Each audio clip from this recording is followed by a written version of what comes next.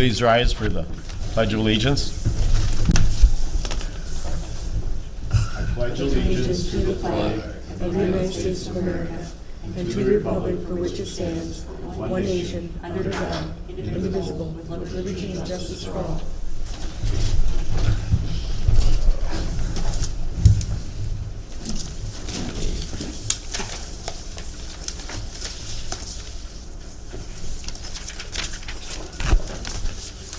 All right, would anyone have any changes or additions to the agenda?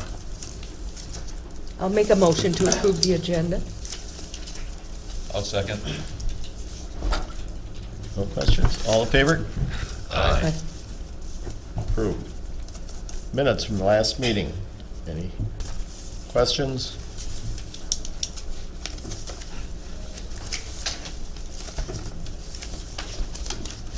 I'll make a motion to approve minutes.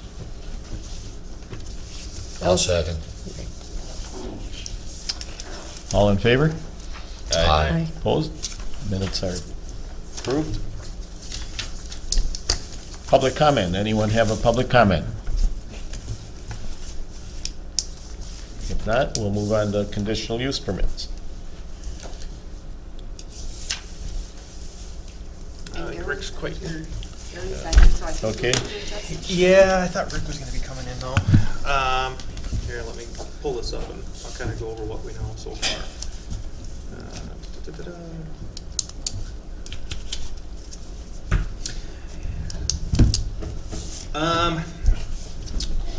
Actually, this wasn't. There wasn't too much discussion. We had Kurt Zender came in Mayville Township looking to build a house in less than 40 acres in an ag district. We had some discussion about it. Things looked like they would be good to go. There was nothing too glaring for that one. So that one went through pretty easily. And then Darren Meyer came to Sow Holsteins. That was the leftover. Well, there's Rick. You can come up, Rick, if you want. That was kind of the leftover issue that we went out and did the visiting of the site and in that. You're talking about the Darren Myers. Oh, the conditional use. There's quite a bit of discussion about it. Obviously, there's the issue with the sinkholes. The proposed engineering plans they're talking about would have the base of the manure storage area thick enough with the rebar that there was the thought it probably wouldn't even be an issue even if a sinkhole did open up underneath it, that would be able to support the weight and span of that. There's a waterway that's right there. They're going to end up building a berm. Without you guys seeing it, I'll try and describe it, but I think it's on the south side or southwest side. There'd be kind of a water retention area right there just to kind of help moderate the water. The waterway wouldn't be affected. Things would try to stay the same. There was some question as far as building the new building and all of that, if that would affect the water runoff, having more, what do you call that? The Hard surface. Or there you go, hard surface, yeah. But the way that things are designed, it didn't look like it was going to be a problem. So, What's the waterway to where? there's just a natural slope waterway that. It's a drainage. Yeah, drainage waterway. It goes under the road and then into the next property. And there's actually I think is it a push-up pond? I think that's kind of back in the area a little bit. But Just for retention. So the water did not seem to be that it was going to be an issue or anything more than what currently is.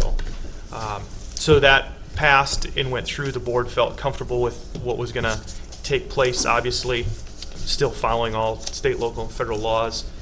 And then the final engineering drawings, I believe Aaron's still going to look at. So if anything was glaring. Well, and the engineers will sign off on those too. They're Correct. responsible for the inspections and everything that goes through too.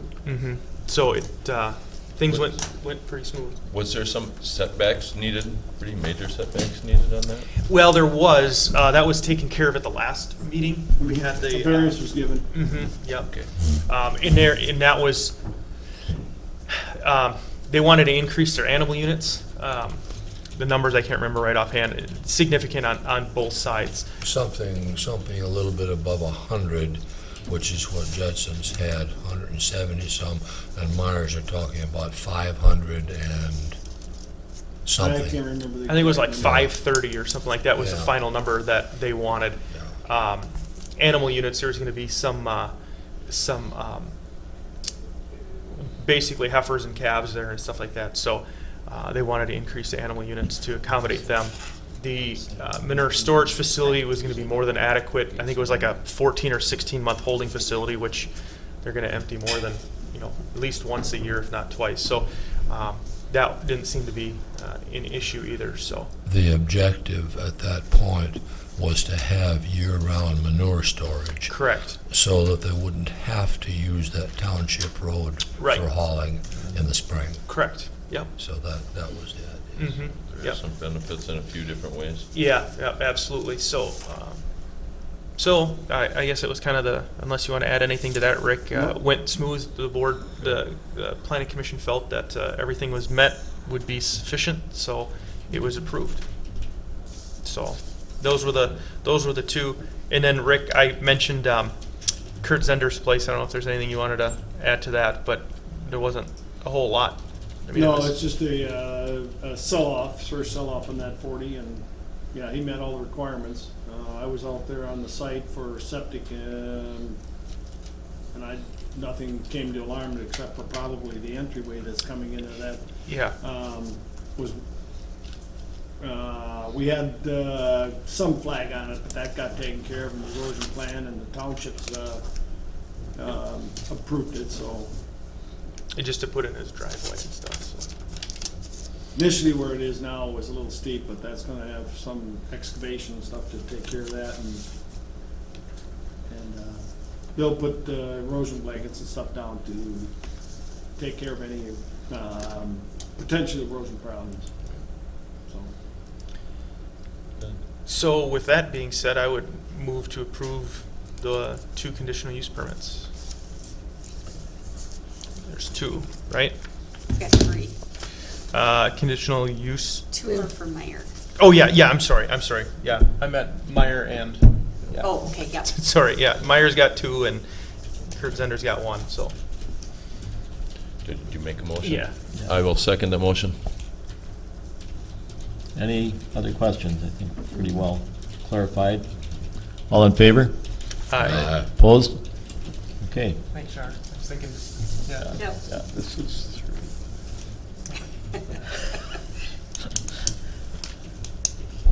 Rick, you're on again, I guess.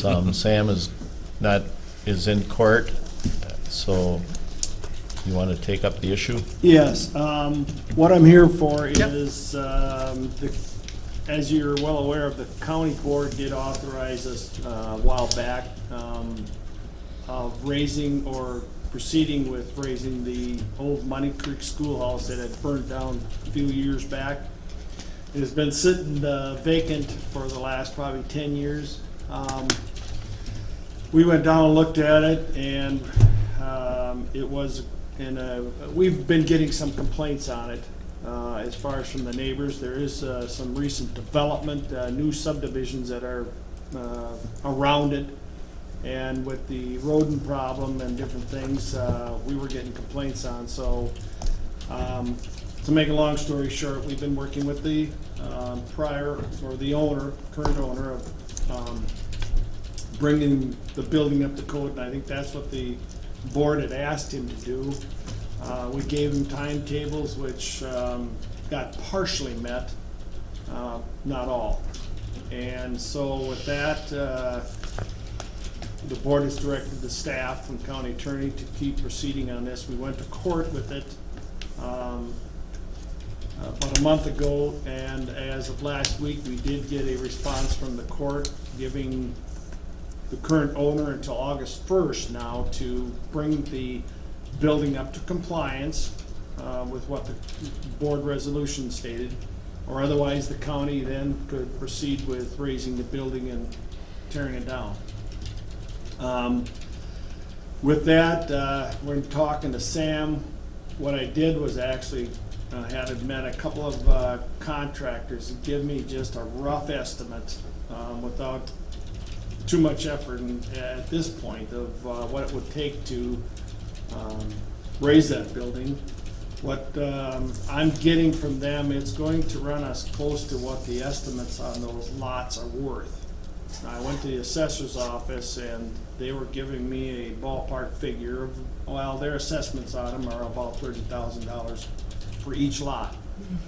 And it's going to take close to that for that building to be torn out and to properly dispose of it. 60,000? You're thinking, It's or? going to run into the 50s. Okay. There's 2 lots, correct? Correct.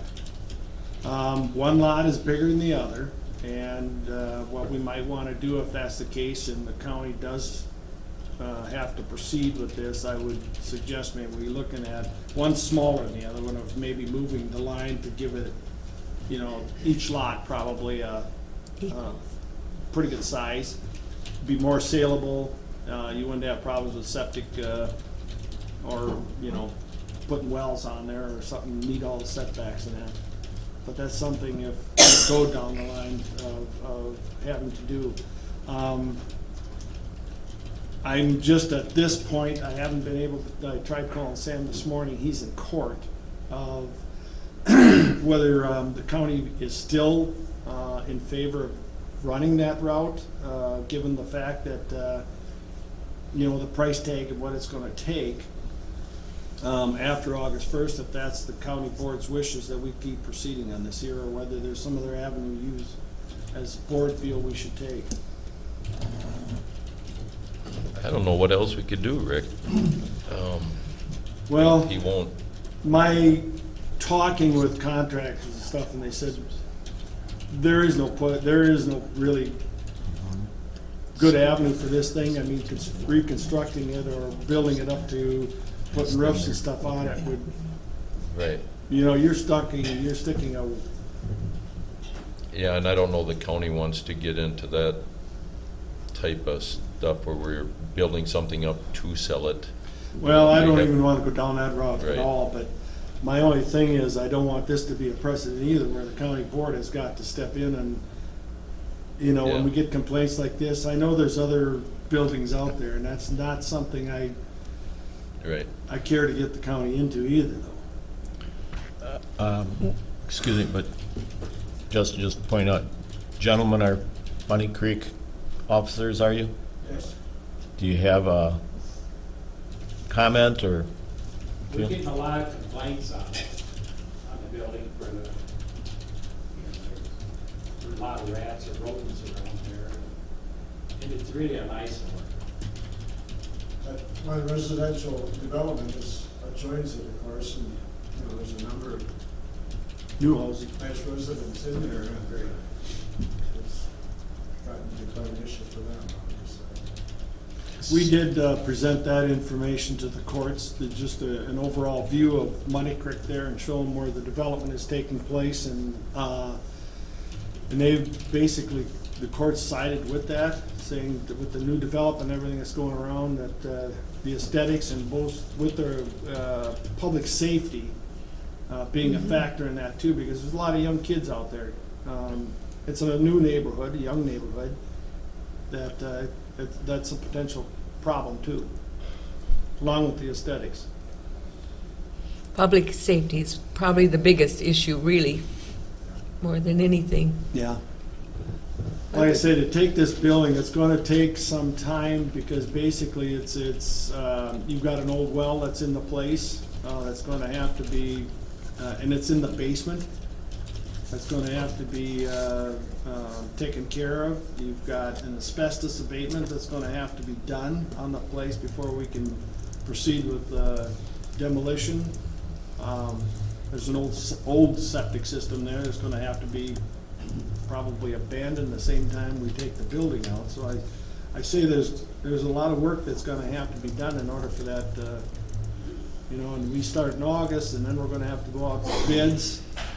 You know, if that's the case, we're gonna have to go out for bids on raising it, so it's, you're looking at fall before a lot of this is. I think we gotta move Then you're forward. gonna have to fill the hole in too yet. And right now, he has till August to come, to actually be Meet your- complete, yeah. to meet what we stated. Yes. I guess you're kind of looking too at future because of jurisdictional, maybe, township, county, who should be taking care of this kind of thing, Yeah. and fix. What all do they have to do by August? Well, number one is the yard's gotta all be cleaned up. There's a lot of junk and different, there's still old shingles laying on the ground. Part of it too is a new roof put on it, because the roof was big holes in it. Some of the roof is there, but it's probably been so burnt and it's been sitting there for the last how many years, how rotted it is. You've got the foundation that's actually starting to fall down. So I mean, to bring the, if you want to live in the place or bring it up to something that you're going to live, it's going to cost. A lot of money. Yes, yes. Plus they have the asbestos problem too. Could be. We haven't done one yet, but there Okay. could be. It's an older building, which it may have. And I don't know there again how much damage did the fire do. I know the fires burnt floors out of it. We took pictures of that, and that all got presented to the courts. Mr. Roan and his wife did not show up that day for the court hearing, so. There was something with the well too, wasn't there? Having to cap the well or something? Well, the well, like I said, is in the basement, and all that water from the The fire, fire. and then from what's going on for the last how many years, yes, goes to that basement. The well is in the basement, which is, we're gonna have to purge it for a bit to get it cleaned out, and then turn around and then cap it, seal it shut, and get rid of it. Would you get rid of it if you're gonna try to resale the lots? Well, they did, the well driller that I talked to doesn't seem to think there's much casing there. It's an old well, so, Not much, might not be much to salvage there, either. yeah, yeah. But he's thinking it's probably a deeper well too yet, so it should be purged and cleaned and as best you can, and then seal it. Could the county be a sales agent as it is? Well, that'd be one option of trying to sell it Just as is. as is, but I don't know going down that route, you still got an owner sitting there yet, that we could go that route.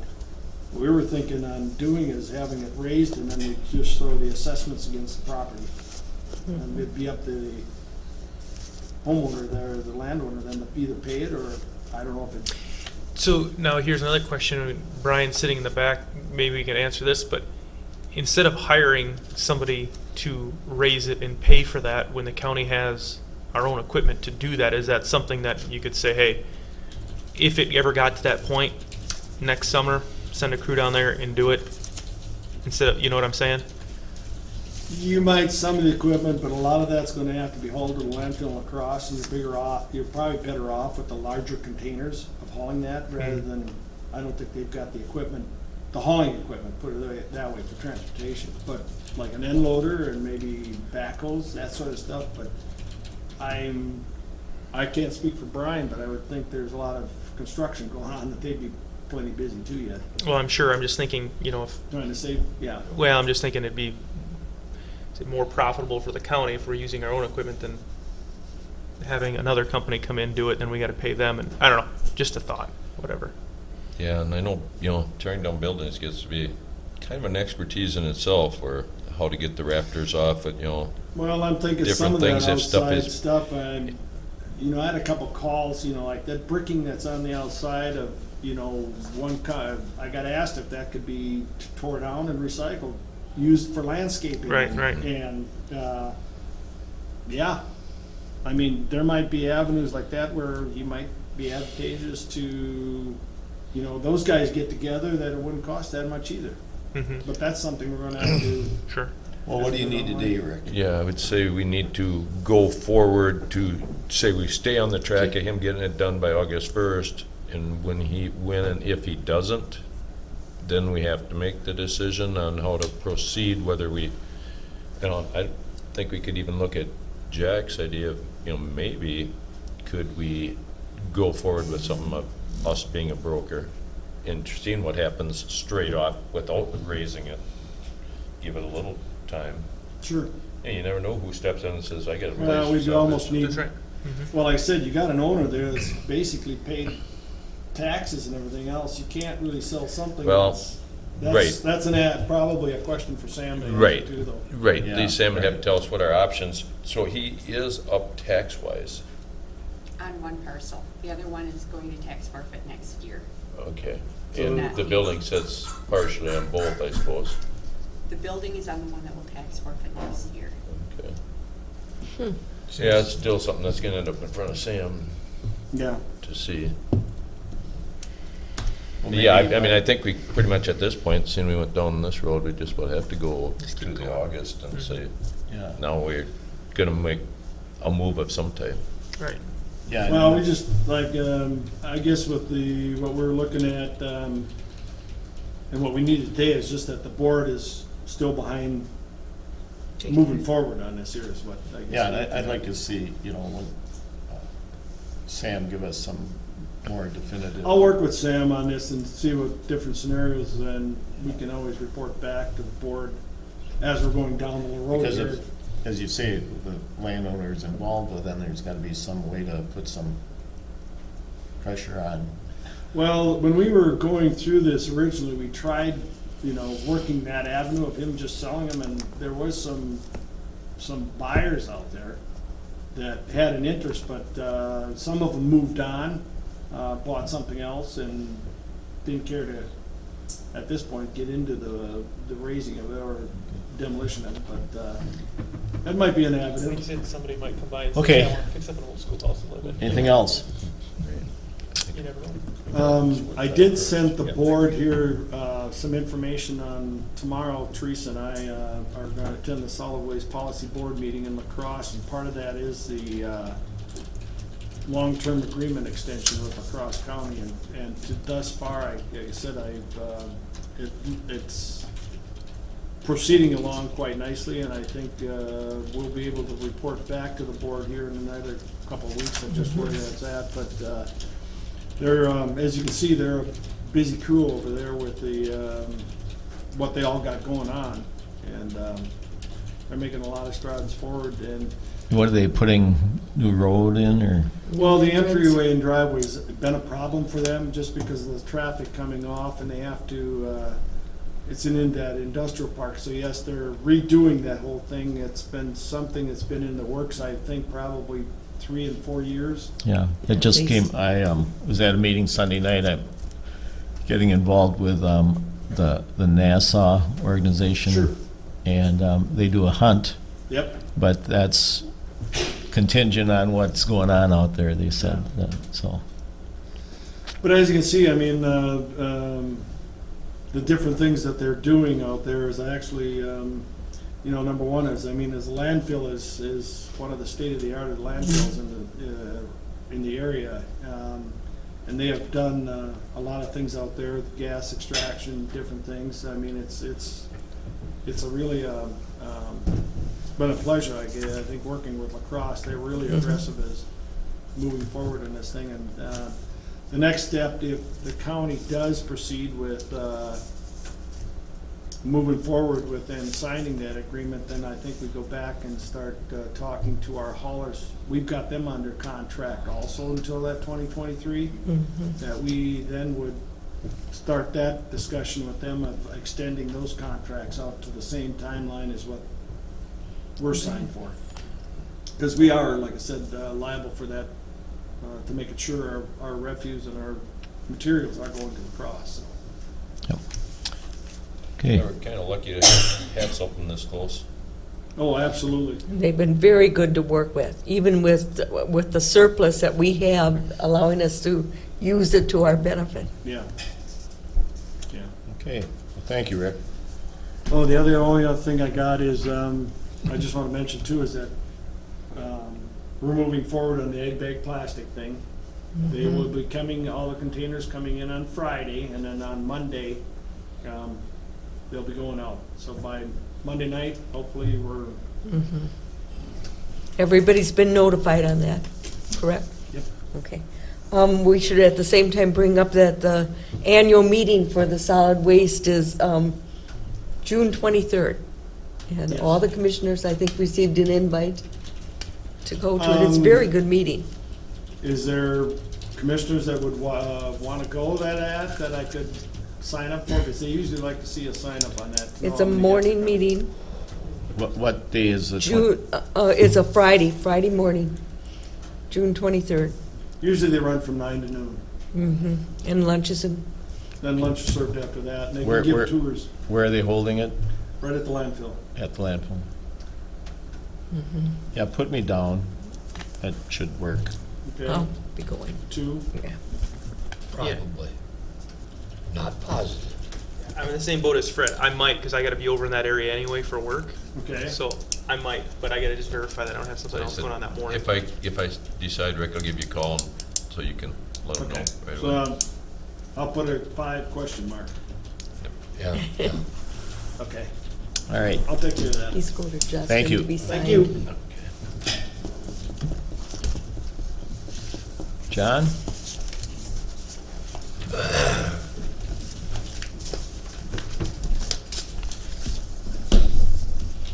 Good morning, Commissioners. Good morning.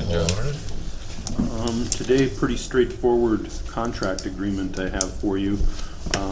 Historically, we've had a multi-county agreement for fraud prevention and investigation. The host county for that contract is Wabasha County. And so they're the host and they receive a state grant to provide these services in this multi-county region. So the lead agency is Wabasha County Human Services, and there's actually a Wabasha County Sheriff's Deputy that provides the investigation work. They do a great job for us. We frequently interact with these folks as we have reason to believe that there's something that is maybe not appropriate as it relates to public assistance types of cases. And so the officer from Wabasha County comes down, does the investigation, and then submits his findings and the like. So it's been a good partnership, and the state grant covers all of the program costs, and so it's we're entering into this agreement for a 2-year period. The only thing that's a difference this time is there's a small administrative fee that we're going to be paying to Wabasha as they kind of keep all the balls in the air. So Is that part of the state grant or that's separate? that's county money? separate. So that's the only cost that we have. So that's something that we're assuming that we haven't in the past. We haven't done that in the past. It's new. Any clue how much? Small, you say? Small amount, I think it's $1,500 a year. So that covers their administrative costs. You know, managing a state grant and the employee costs and just different things in managing, being the lead agency, they haven't been able to do that. Or they've done it at their expense. So if we were doing it at our expense, we'd want to have some reimbursement for it as well. They're running the wheels off of a Wabasha County car and, you know, things like Yeah. that. No, there's expense involved, I'm sure. Yeah, So you need an approval, John? we do, yes. Okay. Any other questions? Need a motion? I'll make a motion to approve the contract with Wabasha County. Second. Any other questions, comments? All in favor? Aye. Opposed? Okay. Okay, do you have a copy of the contract? Yep. Because I sent one. That were signed, yep. Okay, excellent. Because the one I have here doesn't have the master contract on it, or I'd have to go fill that in, so. But you're set, right? What do you mean master contract? There's, I had a copy here. I couldn't remember if I had sent you a Oh, copy of okay, that or yeah. not. Yeah, they don't have the regional signature, but they have Jack signed. Right, Okay, perfect. very good, we're good. Okay, thanks a lot, guys. Thank you, John. Thank you. Brian?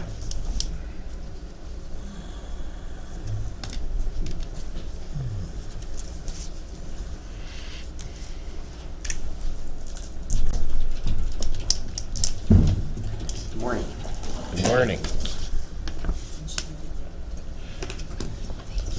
I have 4 items for approval today, plus there'll be one more with Tess when she shows up. So the first item is that adopting the master partnership contract, adopting the resolution to go along with that contract.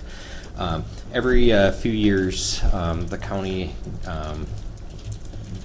approves a master contract with the state. So this, what this contract covers is basically the main overlying template for the items that go along with every MnDOT contract. So instead of having a packet this thick added to every bigger project, this just comes off the top.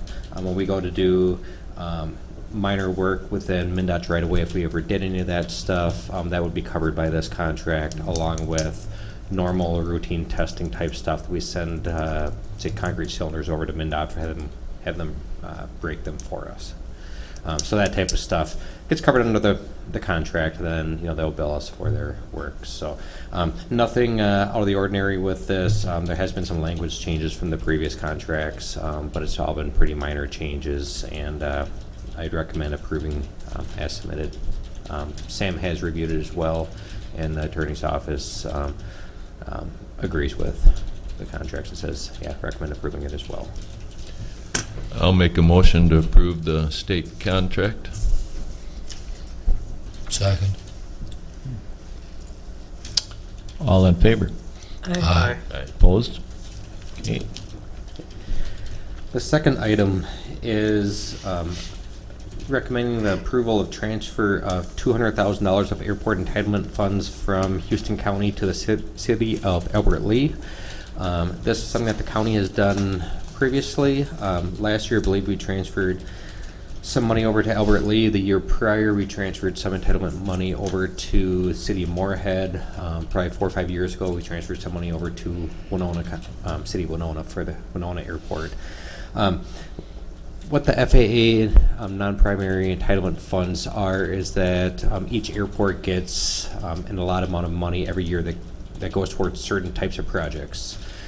These projects are typically, building a nice arrival departure building, maybe new restroom facilities, repaving the runway, bigger projects. We can also, I believe, use it to acquire land too if the county wanted to buy land to expand out of the airport. The money has a 3-year shelf life, so if you don't use it 3 years out, it goes back to the FAA. They take it, they redistribute it to some other airport nationwide. So what they always try to do is transfer money from one airport to another within the state of Minnesota. That way it stays within the state versus going into a national pool. Looking at our upcoming project schedule over the next few years, runway's just been repaved a few years ago. We just did a slurry seal project out at the airport. They did that this week actually with the slurry, or last week, the slurry seal and the temporary striping. We have a restrooms out there. We have a fueling station. There really isn't anything major on the schedule coming up for the remainder of this year and next year. So if we transfer $200,000 worth of non-primary entitlement funds and anticipating a little bit of overrun for the current contract because there was some additional crack filling, additional cracks showed up over the winter. We're anticipating that we will have somewhere between $40,000 to $60,000 remaining in our non-primary entitlement fund pot. We'll get another $150,000 next year. Those two numbers combined is plenty for whatever we have for next year, whether it's the updating of the airport layout plan or whatever stuff we have. Is nothing major. There's also an agreement in here that City of Albert Lea will reimburse us, or they'll transfer money back to Houston County if we have a use for it. Next year if we don't have enough money, they have some extra money that's going to be coming back to us. The other contracts were the same way, or agreements were the same way. Money's going to come back to us if we need it. So by working with other airports, it helps get money back if you need it. So overall, doesn't affect the county's bottom line. It's not money that we can use anyplace else. It's really regulated as far as what we can spend it on. So this transfer is not really going to impact us in one way or another in the long run. That was my question, whether we Yeah, recover it at some point and Yeah, it's- if we need it. Yeah, it's not even like it's sitting in our own bank account drawing Yeah. interest. This money is sitting up in St. Paul or wherever else. It's not in our hands, so it's. All right. So you need a motion to approve Yeah. the transfer to this Albert Lee. Have we accumulated funds out in other places in the past? We've done this before. Yep. Yeah. How much do we have sitting out there in other places that we actually, if we really needed it, we couldn't get back? Just out of curiosity. Total in the past we've loaned out, we've probably loaned out in the neighborhood of 600,000, maybe a little bit more than that. There is a pretty large sum of money that's been sent out. Again, when you need to get that money back, depends on what's available. We loan money, to Albert Lee now. This will be the second occurrence totaling over 300,000. It's going to take 150 per year is all they can get back, so it takes more than 1 year to pay it back. But there's enough airports out there that are in the same situation as us, where they need money for a big project, and then they might go 5, 10 years, 20 years without having another big project where they really don't need that money each year. So it works good as far as transferring the money around. Okay, thank you. I'll make a motion to transfer $200,000 to City of Albert Lee for their airport project. I did talk to Brian about it too with questions that I had in advance, so. Second. Any other questions, comments? All in favor? Aye. Opposed? Okay. Next project is, we opened bids for project CP 2017-07. Bids were opened this past Friday. We had 3 bidders. Our estimate for 60,000 pounds of route and seal cracks was $95,400. The low bid was Farner Asphalt Sealers at $89,400. Second bidder was at $94,800. So low bid is $5,000 below our estimate. I'm going to recommend that the county approves the contract to Farner Asphalt.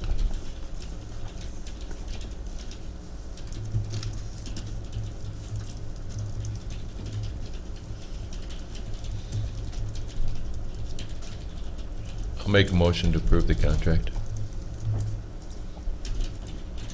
I'll second it. Below estimate's always good. Yeah, That's always good, always. All in favor? Aye.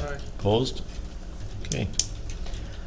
Next project that we open bids on is CP 2017-08, which is the pavement markings.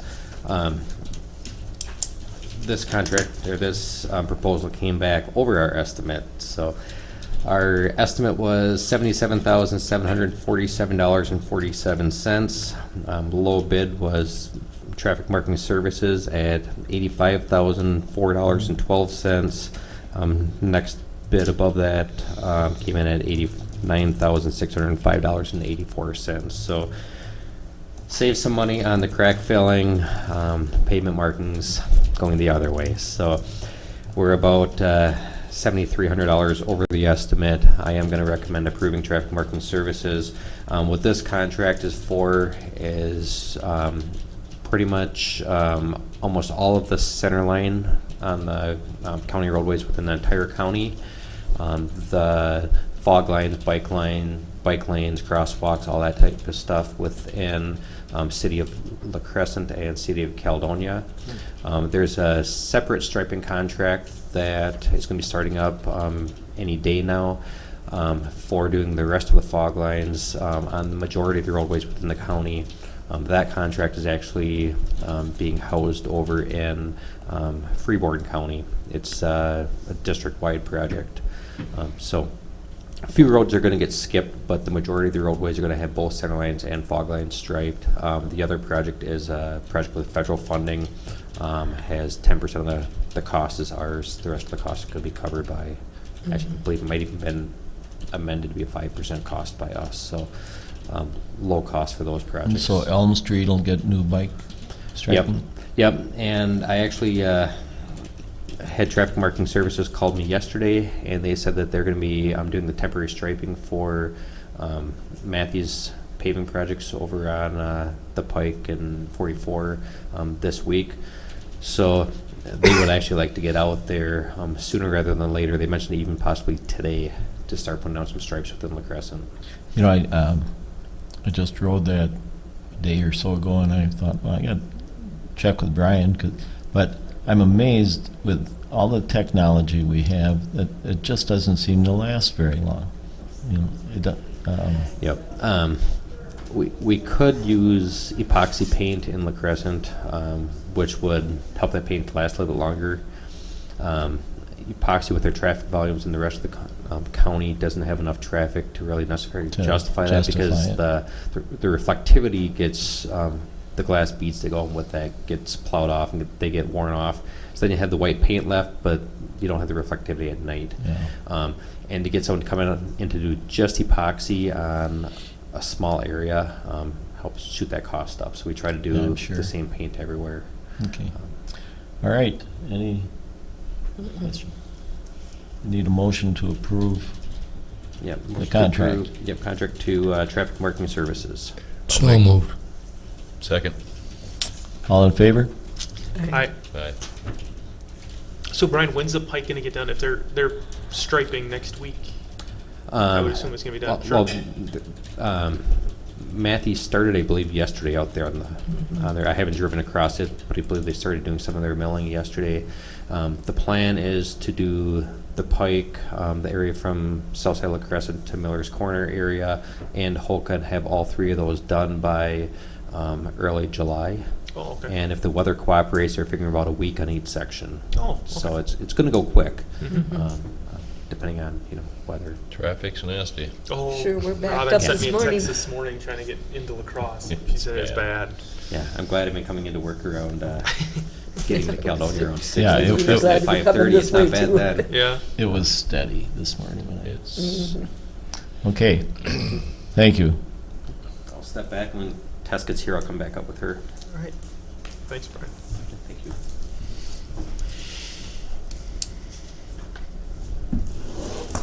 I notified Tess, but hopefully she'll be out of town shortly. Do you want Well, to should do we some hit the- action items? Tell her to Yep. get over.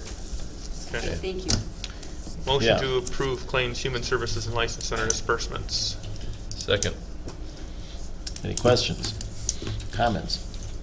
All in favor? Aye. Okay, approve liquor and beer licenses for July 1st, 2017 through June 30th of 2018. Motion to approve. Second. All in favor? Aye. Approve abatement of $256 for Darrell White. The house was raised and should have been removed from property value. Motion to approve the abatement. Second. All in favor? Aye.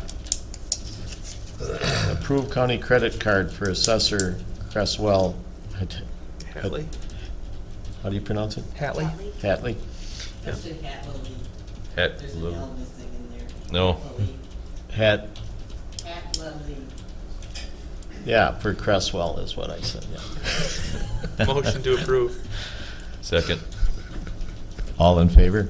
Aye. Do we want to just, What Tess is, do you want to just approve the consent agenda as written, just to get it done? correspondence payroll. I'll make a motion to Oh. approve the consent agenda. Okay, Second. all of you received this from the township? Mhm. Yeah. Yeah. They said that they were gonna date it to after their last meeting, which All right. was second week of May, I guess. Okay. I actually didn't attend it. I didn't know about it till the next day. Timely notice. Okay. We had a second, all in favor? I Aye. proposed consent agenda is approved. Tess? Good morning, Commissioners. Good morning. We have a busy day. We have visitors on site. We have the Collaborative Design Group here. I met with them at 9, and I think they'll have they do have a lot of good information to share, and I hope you're able to make it to the 1 o'clock meeting today. We open the jail at 12:30 for those who haven't seen it yet. I believe all of you have. And that's where they'll be at 1? At 1 o'clock, we'll be in the EOC for the work session between 1 and 3. What is the EOC? Emergency Operations Center, That's in the in the lower level of the Justice Center. Okay. Is this? Is that what we're calling the conference room? That room is our EOC. It's our Emergency Response Planning Room. Jail conference room. Okay. Okay. Now I know where you're talking about. Well, there's, when the facility was designed, the technology that was in it, we really were looking at it to, if we had to have a command center type setup, so. So are you wanting us to be there from 1 to 3 if we... Oh, if you can come over for at least the presentation, the initial presentation would be great. If you can't, I understand. But just when you see folks here, realize that's who they are. But the initial presentation will be in EOC at 1. Okay. And the tour at 12:30. Yep, and we have, hopefully, we've invited, there are several community members, community leaders that have been invited to this, as well as our own department heads. The Jana King, who is an economic development specialist, she and Courtney, yesterday Courtney took her around the county and met with several business leaders in the county, Spring Grove, Houston. They went to La Crescent, I believe. They had quite a day. Good. So with that, I will switch over to staffing. We are looking at the highway department. As you may recall, you approved doing a internal search for a lead worker, as well as a internal-external competitive search for a foreman. We are here with a recommendation for the lead worker, which is a highway maintenance specialist senior, and requesting approval for the assignment or reassignment of David Bauer from highway maintenance specialist to probationary highway maintenance specialist senior. That would be at step 3, effective June 12th, 2017. Comment about his qualifications? Yep, so Mr. Bauer has been at Houston County since 1988. He's been a longtime employee at the Highway Department. He has taken on many duties over the years and many responsibilities.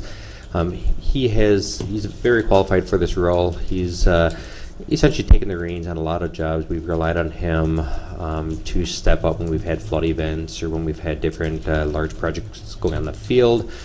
He's taken the reins and making some of the contacts in the past with suppliers and other contractors. Meets with a lot of townships. Whenever a township has a failure on their roadway system, they either meet with myself, my engineering assistant, or David Bauer to look at what we have for repair options. So a lot of responsibility that's already been put on him by both us and townships. So what this does, it kind of puts him into a role where when he is being relied on, he is being compensated for that. And I believe it's a very good fit for him, very good fit for the county. So He's been a go-to person, if you will, a go-to guy. So with that, we're looking for a motion. You feel 29 years is enough experience? 30, I feel a little more comfortable. I move approval. I'll second. All in favor? Aye. one more item.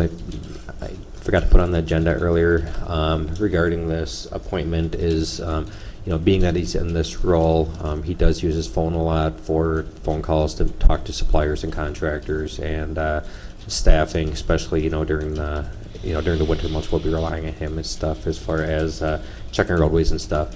I would like to get approval on a cell phone per diem for him as well. $30 stipend? Yes, the $30. Yeah. $30 stipend. Which would be It's a cell phone reasonable stipend. to most supervisors. Yes. I'll make motion Is to it- approve. Second. All in favor? All right. Thank you. All right, thank you. Human Services, John? Yeah, he's filled that. No compensation.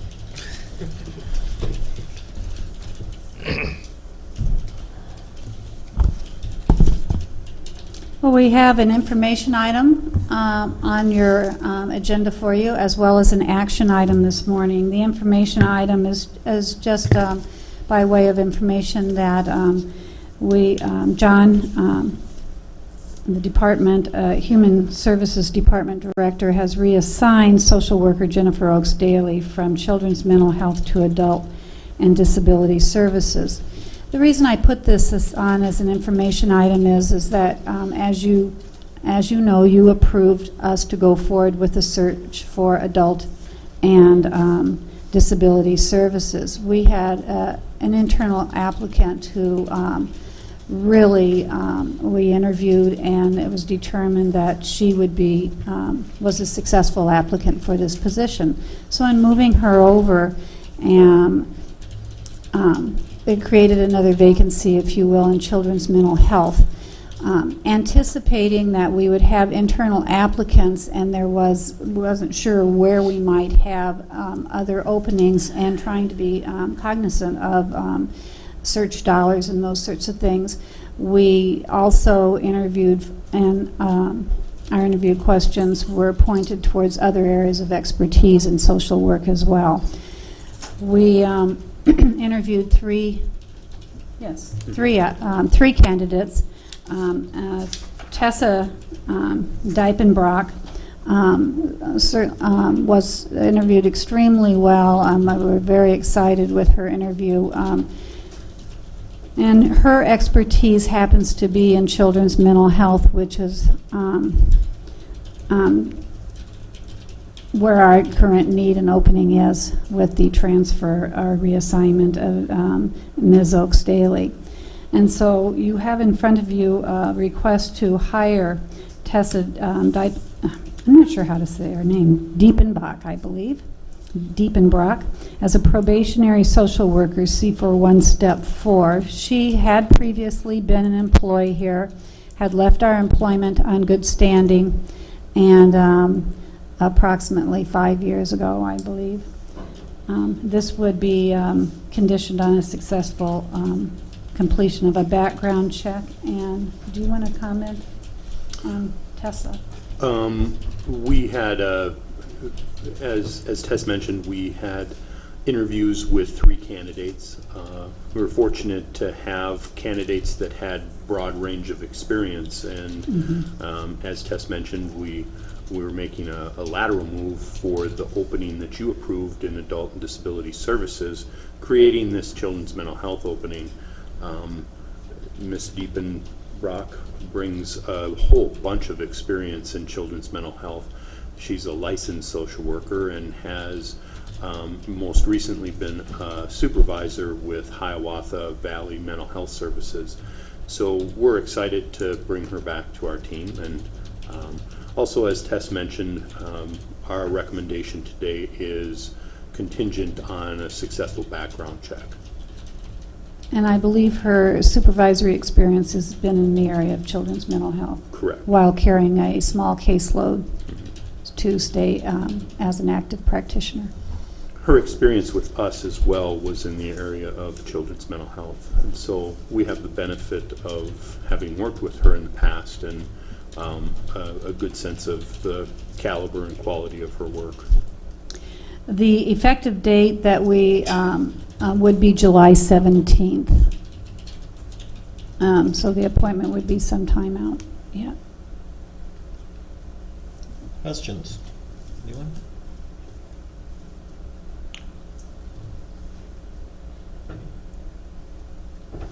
Well, I'll move approval.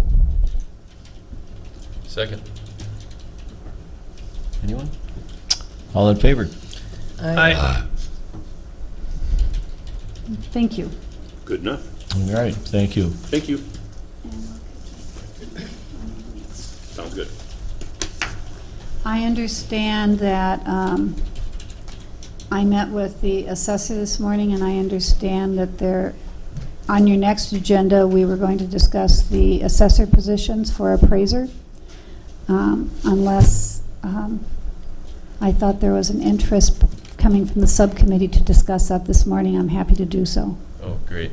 Yeah, I met with the subcommittee this morning, and how long, Tess, best estimate before we would end up with a replacement?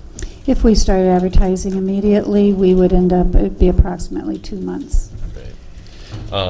It was brought to my attention with workloads and back up and how busy, trying to split this between other departments, if it'd be possible to get a 67-day employee to help with some of the work in the meantime. If there's somebody qualified and available. Right, if there's somebody, I said, I believe it's worth it to put it out there, see if they can get somebody qualified that they feel would help them in the interim. I think we're not paying somebody right now, so we have that, and this is a very busy time for everybody. I would So, agree. I think it's a good idea myself that they brought up, and they said, if we wait, it's 2 weeks before we even discuss it again, then it's a month before we even have somebody, so we've already eaten up half of our time that we probably could use this person. Commissioners, might I also discuss the appraiser positions, potentially 2 appraiser positions being searched rather than just 1? We certainly need an appraiser, need to replace the vacancy that is left with the Cindy going over into the assessor's job. We also have a pending retirement within, I believe, approximately 12 to 18 months. That is, we've been told is certain. It's premature to announce it yet until the person actually identifies, but I understand that is pretty solid. So we would like to search for 2 rather than 1. Keeping in mind they were never replaced Diane. I can't remember Diane's last name. Allen. Diane Allen, who was an appraiser. So they have been down an appraiser, and this time looking at restructuring at some point as retirements come open. But the reason why I bring this up is because that if we get folks in as the trainee level, then it takes a year to get them on as an appraiser. So we also need folks that can mentor them during this trainee year, which means the person retiring out is going to play a significant role in that. So we certainly would accept as going forward with 1, but we recommend going forward with 2. We believe that would be most proactive. Now, if we get folks that come to us with experience and can be a certified appraiser already, that'd be great, but we don't anticipate that with today's market.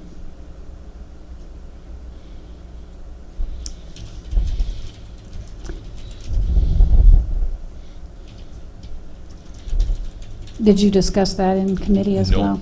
Okay, I mean, then why don't we bring a plan It was brushed over together? that somebody, names unmentioned, could be leaving, and we're going to have a real lack, could possibly have a huge lack of experience in It could really be very detrimental to the county. Why don't we bring back a presentation in 2 weeks on that, and we entertain. I know the legislator did change the requirements now for certification, that if you've been in the position since 2004, you were grandfathered in. You don't have to have the AMA or CMA or whatever.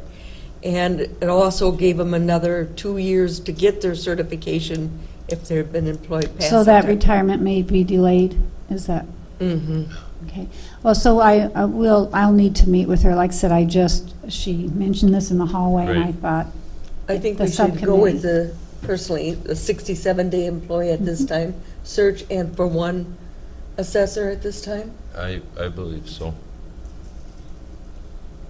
I know it does save for on one that. appraiser. One appraiser. Yeah, Yep. and at least we got that portion covered. Right. Yes. And then get some more information on On a second. the second. That sounds very And we can work appropriate. that into the budget too if we have a little time, Well, and if something because it's happened, not budgeted.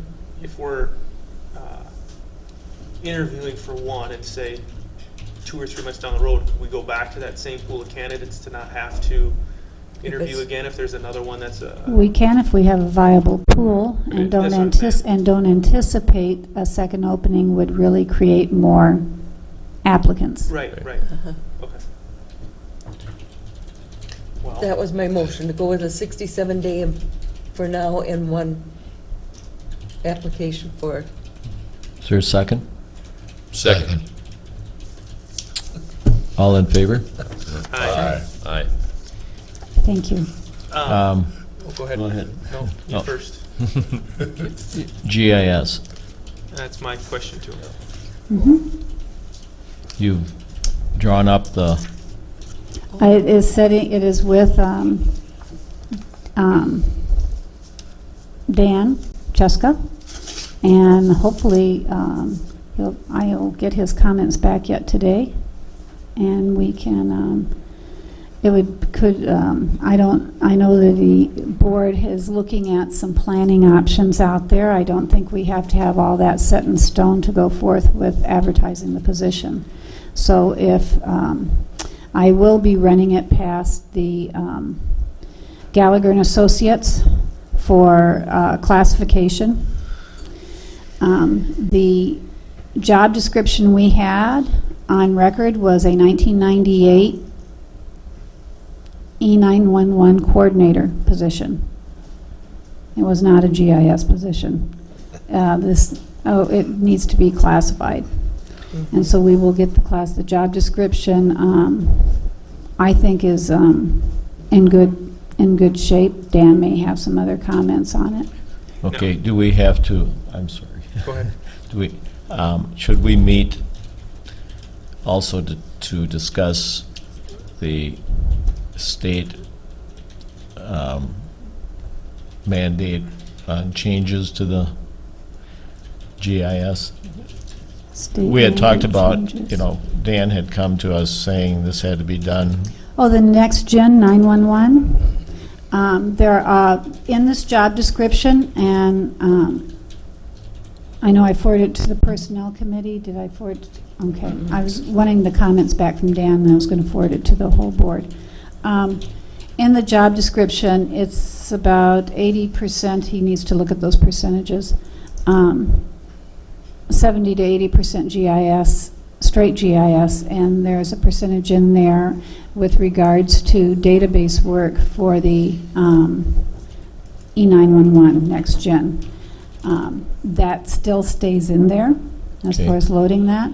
There, I do think, though, the components of the E911 should go to Chief Dispatcher. I haven't had the conversation with the sheriff yet. When he gets back into town, I'd like to have that discussion. I have talked with Jail Administrator Schultz, who is the supervisor of dispatch, because I think that that's best where those liaison E911 duties would go, because that's... so we're looking at a little restructuring of the whole, It's a position? the old job description was 20 years old. okay. We need We to come need up to to date with who does what, where. The equipment's different, the programs are different. Funding streams should follow to the department that's actually using that equipment. But there is a GIS component that that is important on the addressing, and that will stay in GIS. Some of the other liaison work with EMS and all of those various law enforcement agencies, I believe that's a conversation I should have with the sheriff, and that should probably go into the chief dispatcher position, which is our jail administrator. So we need more information at this time? And not on your GIS. Okay. Okay. The GIS functions are clearly delineated in the job description that is in front of Dan, that was submitted to the Personnel Committee. Okay. It has already been vetted by the IT director, and I benchmarked it, did the work over the weekend. I benchmarked it based on, I did a national search. I did a statewide search. And we looked at, I worked with IT on what technology is being used. I had incorporated all the feedback from the department heads that rely and on this position and interact with this position. So I think it's comprehensive. It's done. It certainly is the job that is being done here. Okay. And we Tess, I need to fill it. still need to know, there's supposed to be some urgency to getting this E911 thing done. Where do we sit with that if we're in the process of trying to hire and somebody's leaving? Dan is, the last conversation I had with the GIS director was yesterday afternoon. He is still pursuing 2 vendors with the recommendation that possibly depending upon cost, we can do direct negotiation with 1 vendor.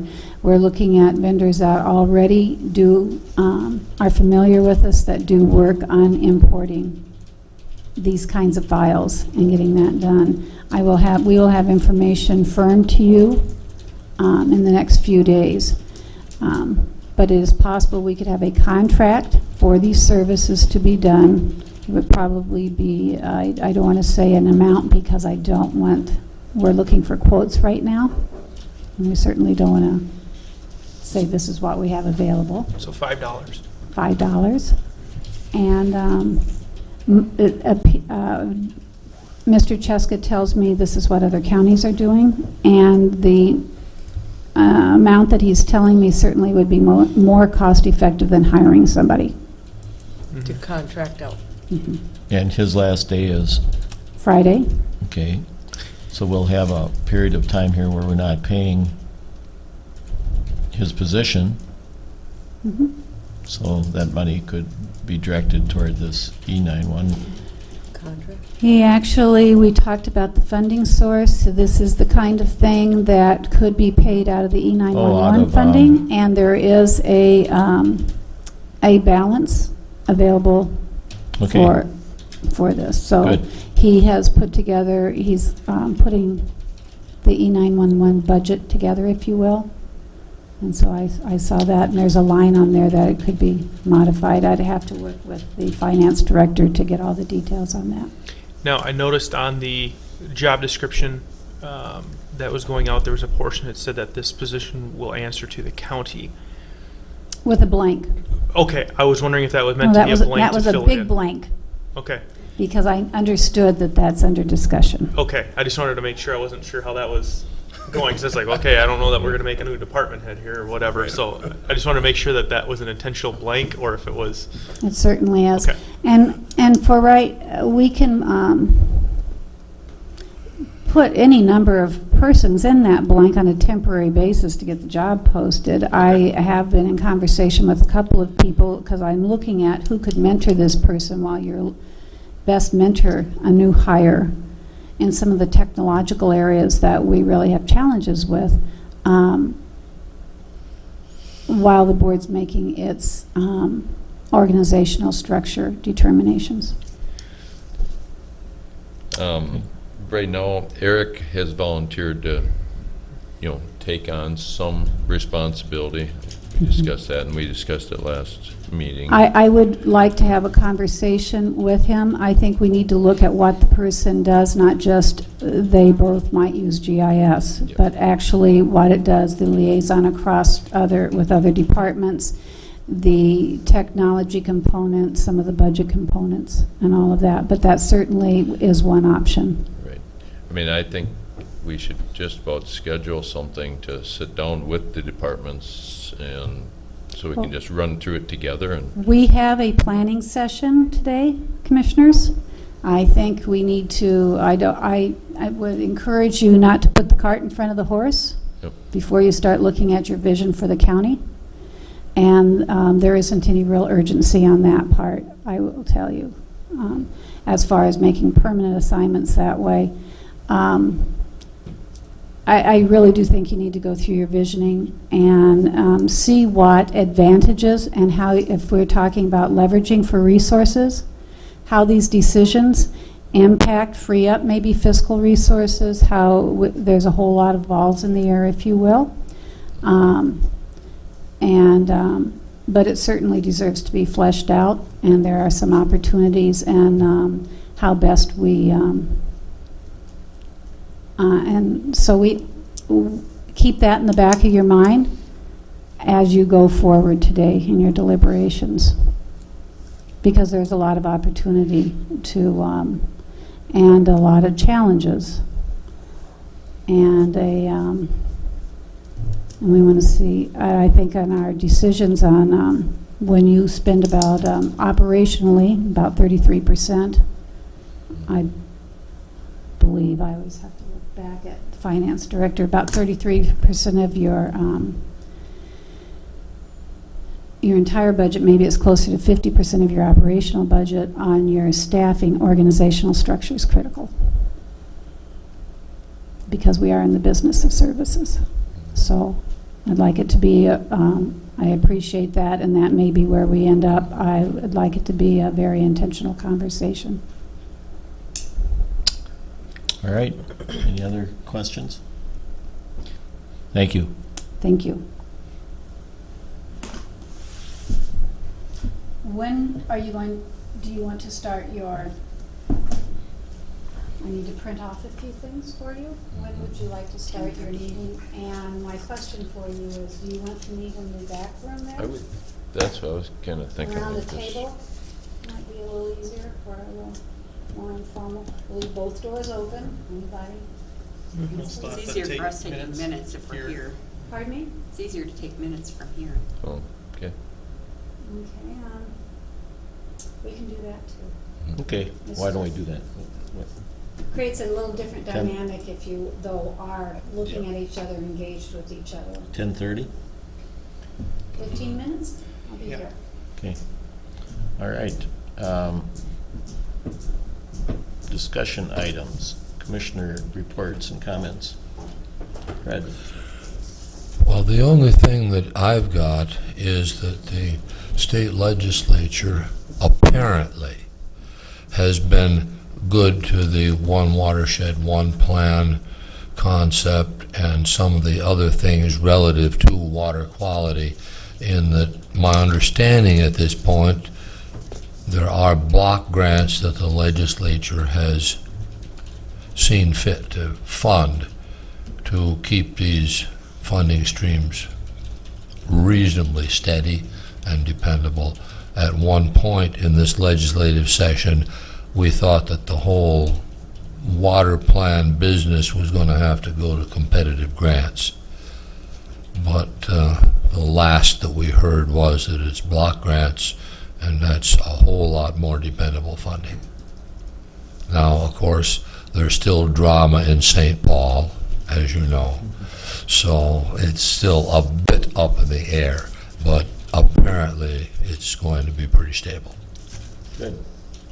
That's, having been on vacation for 12 days, that's all I have.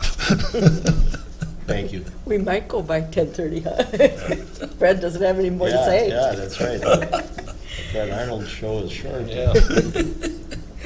Well, I'll make up for it.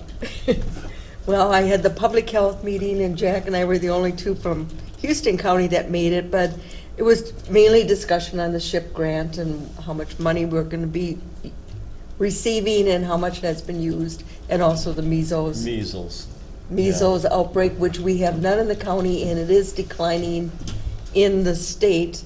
And there were, I even got a note this morning, 70 cases in the state of Minnesota, but the number's declining now. So, and then I went to that centralized intake for mental health last Saturday, that in-service and that too was very, I don't have a lot of the stats yet, but there's been a big cost share sent to the SHIF that goes to the counties, where we pay 100% of our confinement fees for inmates. And Houston County actually has 41, you probably saw that, way higher than any other counties, but they have a 48-hour rule where they have to be put in some kind of treatment or plan for treatment, and then there's a 7-day rule where you have to get them out of the jail into a treatment center.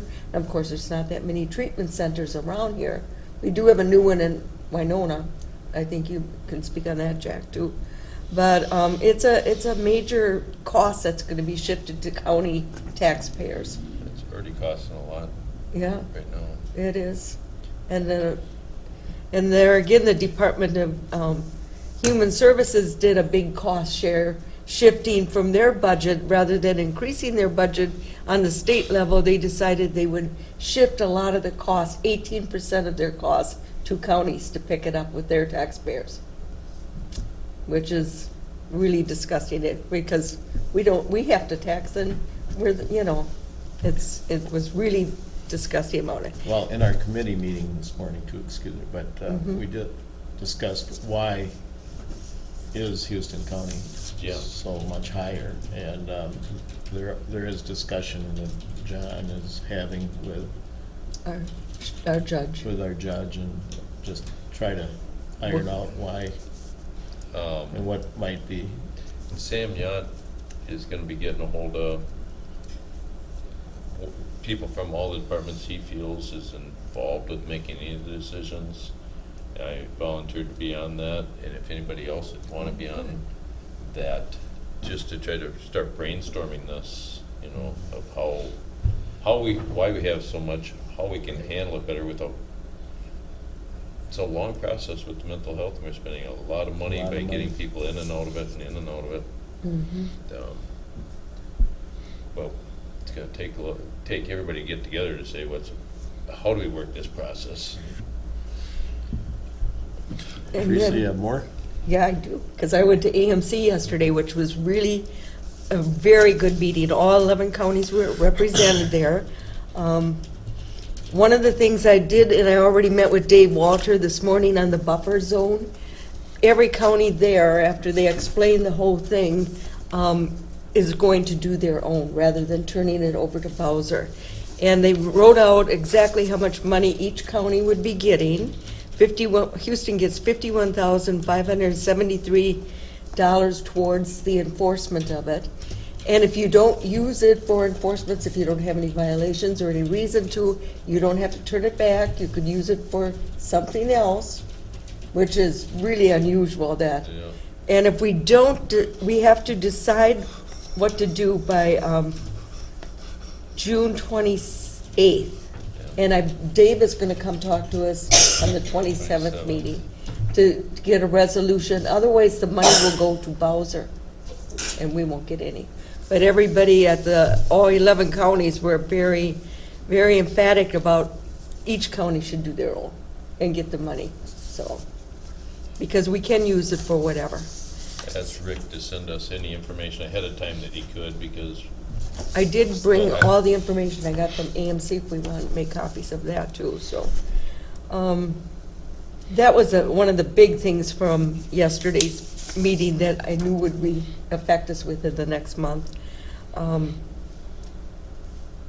Each county gave their report, and we have until August 1st if we want to increase or do anything with our wheelage tax. Most counties because the state has cut back so much on their road allocations, there were many counties that said it wouldn't even pay for half a bridge in their county, the money that they'll be getting from the state. So a lot of the counties are going to go with increasing their wheelage tax or that half-cent or quarter-cent sales tax. For Houston County, the sales tax doesn't make much sense because we don't have that many businesses that we would really make that much. But a lot of counties do, they're very industrial. So a lot of the counties were very concerned with all their department heads and personnel reaching retirement age and having succession plans. And there is workshops that's going to deal with that in September, and I can give people information on that too, because it's very hard. One of the counties just had to replace their IT director, and the closest one was Arizona that applied. They had one applicant from Arizona. It's really, and they also are finding they're doing a big salary survey because they're finding that actually public employees are not well paid, and that's another reason you have problems getting people to even apply. So those were just some of the different things that they brought up about that. There was a lot more, but I'll make it short. I can get more information to you because they did go through all the legislation that the county program aid did go up, so that's a good thing. Oh, good. Yeah. And it has stable funding, which is good for us. Okay. All right, thank you. Scott? I have nothing to report. The only thing I had was I had a couple of people from the Houston County Coalition contact me. They talked about making sure that we have a representative from Houston County there. They were talking about maybe increasing their meetings. What is the Houston County Coalition? Actually, I I thought you were on that, so I was going to maybe ask you that question. 'Cause I thought you were on that because I don't really know. This sounds like a good group. Yeah. Nobody knows what's going on. Well, and I don't. Who contacted you? Uh, Or it doesn't make any difference? Yeah. But I never heard of them. Yeah, it sounded like, and I don't know if you know, they said that there was a county commissioner that was supposed to be on it. And I said, well, do you know who's on it? And they said, I'm not sure. They said, I thought it was Teresa. And I said, well, I don't even remember, going through. So I said, I will bring it up and find out. But they were talking about increasing their meetings because they said that a lot of the business that they do revolves around the county. And it sounded like it had to do with children, and I guess, to be honest with you, I don't know the ins and outs of what it was. They had just made the comment that that make sure that if we got commissioners that are able to go, they might be increasing it, but they want to try and get some business done, and since it kind of is tied in with the county, they wanted to make sure we had a representative there, and I Well, said, well, since you're a member, Teresa. well, and if not, I mean, I can do it too. It's not a Not the big deal. collaborative. There you go. I'm sorry, collaborative, not Okay. coalition. What was it? Okay. Collaborative. Houston County Collaborative. Yeah. Sorry. Okay. I am on Cool. that, but that only meets twice a year, and that's Yeah. only because they get funding that has to be spent twice a year. Yeah, and they said that. Yeah, geez, where did I come up with coalition? Collaborative. Oh, yeah. okay. Close enough. Close enough. Yeah. Anyways, To the C. right. But they had talked about trying to get some more business and increasing potentially the number of meetings. And I said that I just bring it up, make sure that we had somebody representing it, and if not, I said I can always do it if we don't have Well, somebody. at the next meeting, could we get a little better idea what they do? And I can bring my folder on the collaborative. They usually work with school districts, Yes. and it's money that the school district, we approve what money each school district can get for a certain project. They put it in an application, like if they're gonna put in new books for the library, or, okay, I'm it's just not basically familiar the with it, and school I'm- districts that are affected. Yeah, I think so. I was involved in that just a little bit when I was on school board. So I've got somewhat of a feel for what it was 15, 20 years ago. I have been going to the No, meetings, so. yeah. Sure. But they only meet twice a year because they just have to approve the use of the funds from the state. Sure. But I'll talk to the Spring Grove superintendent the next time I see her and find out what's going on, and I'll know by the next meeting. Yeah, and I they can just bring my mentioned information. possibly increasing the number of meetings so that they could try and get more things done. Because they said 2 a year is becoming cumbersome trying to get work done. So anyway, I just said that I would bring it up and make sure that it's good. Okay. Anything else? Oh, no, I thought you were talking to Hello. is there any movement on that Fair Board contract? I know you've been on vacation. Has yeah, anyone the heard? last- That's one thing I was approached on, is that we sent out a new contract to the Fair Board, and there's a lot of changes that they weren't sure why happened, and Well, when I took the contract, the draft contract that I got from Tess, I took to Jeremy, the Fair Board chair, and it's, I've forgotten, but it's several pages, I think 16 or 17 pages, something like that. And he looked through it and found some things, and that was the day before I left on vacation.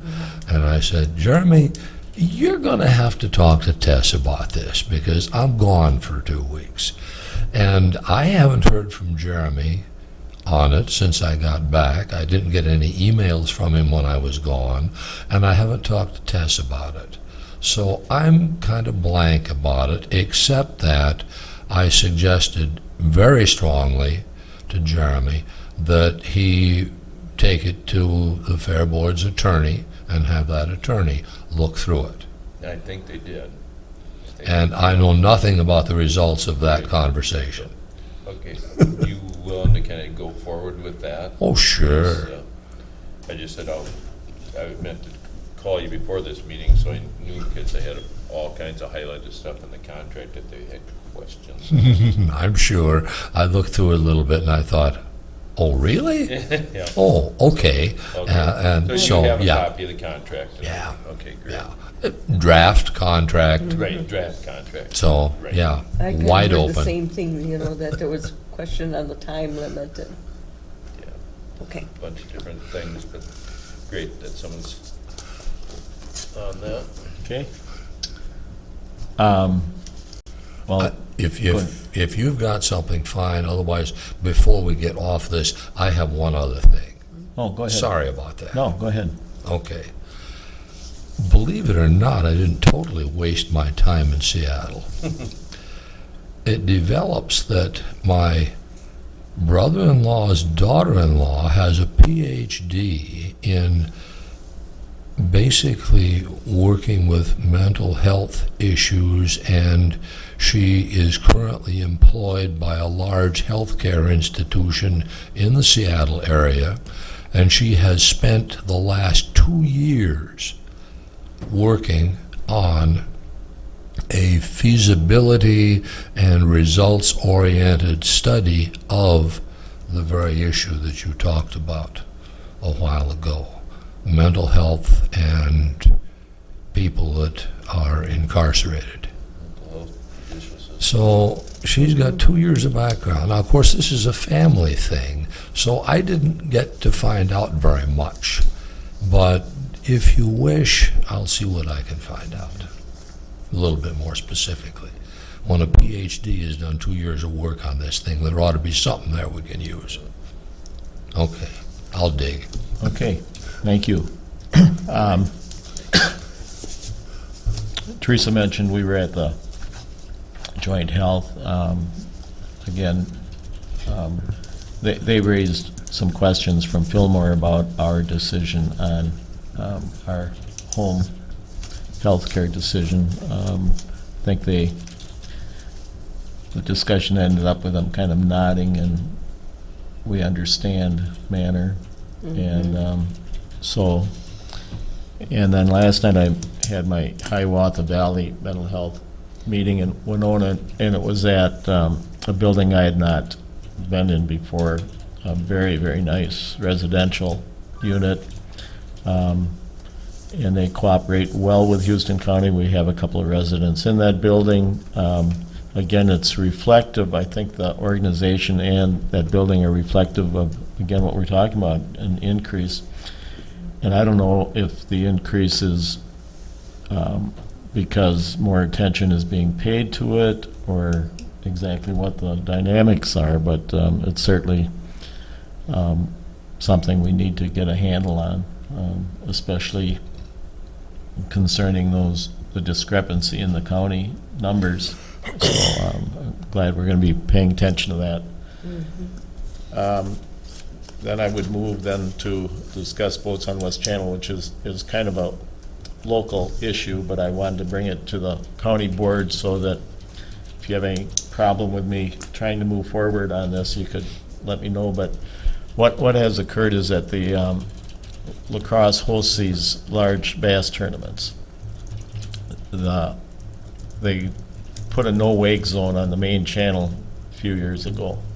Consequently, these bass fishermen who are in a big hurry to get to where the bass are biting come racing through the West Channel, and it bounces the boats all over the place. It's caused damage. The noise is very, very bothersome. I've gotten letters and phone calls. I remember trying something when I was on the board before, and one of the big issues is 2 states, 2 cities, 2 counties, Fish and Wildlife, DNR. It's like, yeah. So I did have a discussion Sunday night with a gentleman on the Harbor Commission in La Crosse, and he mentioned the possibility of no-wake, 100-foot no-wake zone. Right now, the 150-foot issue pertains to jet skis and not boats. Anyway, I'm going to try to pursue this, and if anybody has any good suggestions. I wanted Travis to be here this morning. It's a long ways from where they keep the boat in Brownsville to the West Channel, but I would really like to see some presence during the next bass tournament. I'm in favor of, I'm not against the bass tournaments. They bring a lot of revenue into the area, but I am also very concerned about a lot of them not being very conscientious about, their surroundings. For instance, there is another regulation that when the water is 10 feet, it's no wake. Well, that was ignored too. It just kept. So was Travis interested in patrolling Well, at that time? he couldn't make it this morning, so I haven't spoken with him since. I just asked Shar to ask him to come, and then I got notice that he couldn't be here, but I will be talking with him. So. But now technically we have 2 boats, do we not? Because we got that new flat bottom or that shallow Yep, the water shallow water and boat, then Yeah. and then our regular. Right. So I'm just wondering, I guess obviously a question for Travis, but I mean, if you just during the bass tournament park one on each end of the channel, just to have somebody sitting there, like a cop car sitting on the side of the road, okay, I'll slow down. I mean, just even that I would think would help, right? I think I'll talk to him about that. And I don't want to pour a bunch of resources into Right. a localized problem, but it has been an issue for a number of years now, and I do think it should be addressed. Well, and that's, it's a special event. I mean, having a little extra patrol on a special event, I would think would Yeah, be appropriate, but. And, Okay, so that's all I have. Anybody else? Just, I wanted to check, I'm going to take over SimCAG, correct? Yes. And that's next Monday, correct? Yes, it is. I was going to give you Yep. some information later. Okay, yeah. Yeah, I will plan on being there. okay. Any closing public comment? Yes, please. Yes. How you guys doing? Good. Your name? Jeremiah Shaver. I actually work here in the IT department, and I wanted to hear your part specifically on the West Channel. I'm also the president of the Wisconsin Bass Nation. I run a tournament organization that goes all the way up to the National Bassmaster Circuit, so your topic was of high interest to me. Do I have a time limit? 2 minutes, 3 minutes? No, well, go ahead. For a year and a half, we fought the city of La Crosse on their no wake zone in front of Riverside Park, to no avail. Not just necessarily lifting it, but coming up with some alternative solutions. Because yes, not just bass tournament anglers, but a lot of anglers and boaters run the West Channel to simply bypass the no wake zone, because it is about a 30-minute idle to get from south of Pettibone up to possibly Huck Finn, wherever they're going. The biggest problem that I think you might run into is the fact that the state line runs right down that West Channel. Right. The 10-foot no wake rule in La Crosse is a developed shoreline rule. It's not a full pool no wake. I don't know if that necessarily applies to Houston County water, which would be Minnesota, different state, different regulations. The 150-foot marker or 100-foot buoy that you talk about is definitely a viable option for the West Channel. However, if you're running in Wisconsin water, again, it won't apply. Let me interrupt. Go ahead. Just a sec. I'm just wondering if we, as a county, can pass an ordinance then to protect shoreline. In dealing with this issue in La Crosse, no wake zones are put in place for two reasons: erosion and public safety. I can tell you that working with Ed McCann, who is the DNR warden for the La Crosse County area, as well as Mark Schultz, the head of the Water Patrol for La Crosse County, the entire Shore Acres along that side is considered riprap shoreline, so I don't think the erosion aspect comes into play from boat wake. And then Ed McCann did the research as well that there's 0 documented safety accidents through that section of pool for as long as he could go back and find.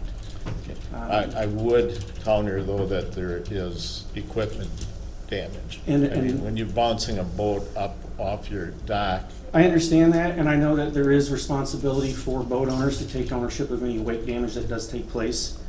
However, in talking with Ed... You're going to chase down a bass fisherman in your runabout to get his number?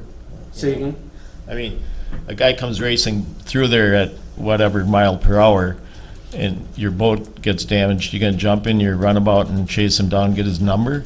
I mean... Well, there's a couple, I think, couple things we can go with this here. Bass boats at high rate of speed, if you want to call it that, actually displace very little wake, especially in comparison to, say, the flood that we have going on right now. There's more damage being done from high water than there is any boat wake. And then second, in speaking with Ed McCann, who has also brought up this point that living on the water doesn't subject you to not having maintenance costs to any docks and equipment that's on that water. It is kind of an expected expense that you would incur for being there. He can correlate that to several different things. You know, living by a railroad track, you can't complain about the noise too much. Living by an airport, you can't stop the planes from coming and going. Living on the water, you're going to deal with boat traffic and wakes. Again, I don't want to make this personal, but I have the river on one side of my house and railroad track on the other. Okay, and I understand routine maintenance, but if the train stood across from my house and laid on the horn for a half an hour, I have a complaint. Yeah, and if I have a guy come by my boat dock 2 or 3 times throwing up big waves, I have a complaint. That's not just normal behavior. Well, I understand. A lot of it boils down to somebody having a conscience. I mean, I've boated, I've had a boathouse, I've lived on the river. I don't go by somebody's dock within 20 feet and just ignore them. Well, you know, again, we're not gonna go back and forth on Could I interject something I don't think here? anybody's running next to those docks 20 Sir, because I've been doing it. May I interject something here? The basic situation here right now is a debate between you two people. At this point, I question if the county really needs to be involved today. I'd like to see you gentlemen discuss the issue privately and leave the board out of it at this point, if that's okay. Yeah, I'm fine with that. I guess, again, my point in putting it on here is that it is a county. I represent La Crescent, and I know, understand, and that's why I thought, you know, I left that open, that it's not so something nobody that's has a today. problem with me pursuing this on a localized. No, that's fine, Okay. that's fine. No, Thank it's you. fine. I just wanted to Okay. talk about the Wisconsin state line piece being like. Yeah, well, you and that's I like should the work probably across. sit down sometime and go through some of the specifics, and since you seem to be quite knowledgeable on both sides of the river, so, Yeah, absolutely. okay. I'm downstairs. Thank Thanks for you. your time. Appreciate it. Thanks. I would entertain a motion to adjourn. Well. Oh, wait, technically we can't. need to just carry on, I guess, huh? Yeah, I gotta be at the FSA office for a meeting in a little while, so I might have to play out a little early. Okay, and I would recommend at least 5 minutes Recess. recess. Sure. I'll make a motion to recess for 5 minutes. Second. All in favor? All in favor? Restart the meeting. Motion reconvene. Second. All in favor? Aye. Well, hello again, Commissioners. Hello, I am Tess.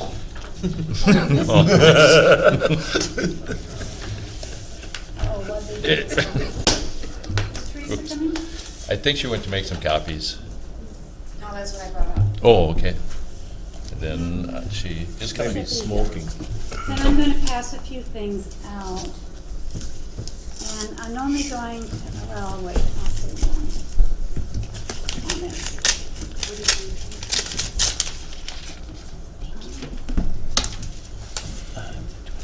Okay. I almost emailed you folks at 11:30 last night and decided no. They might paint me as a broad stroke that I might start tweeting soon. I wouldn't do that. No, it doesn't seem to be working.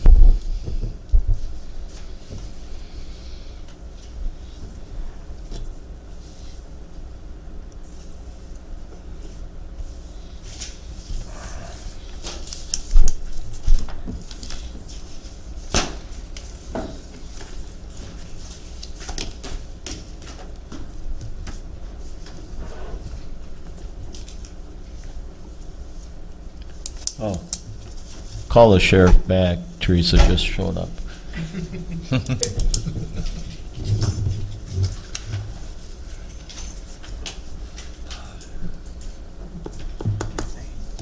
Well, we're going to pick up a little bit where we left off, and we're going to change gears. We're all about being a nimble organization, being responsive to feedback, being, right, all of those things, and being flexible in our design and delivery. Oh, did you lay that back there?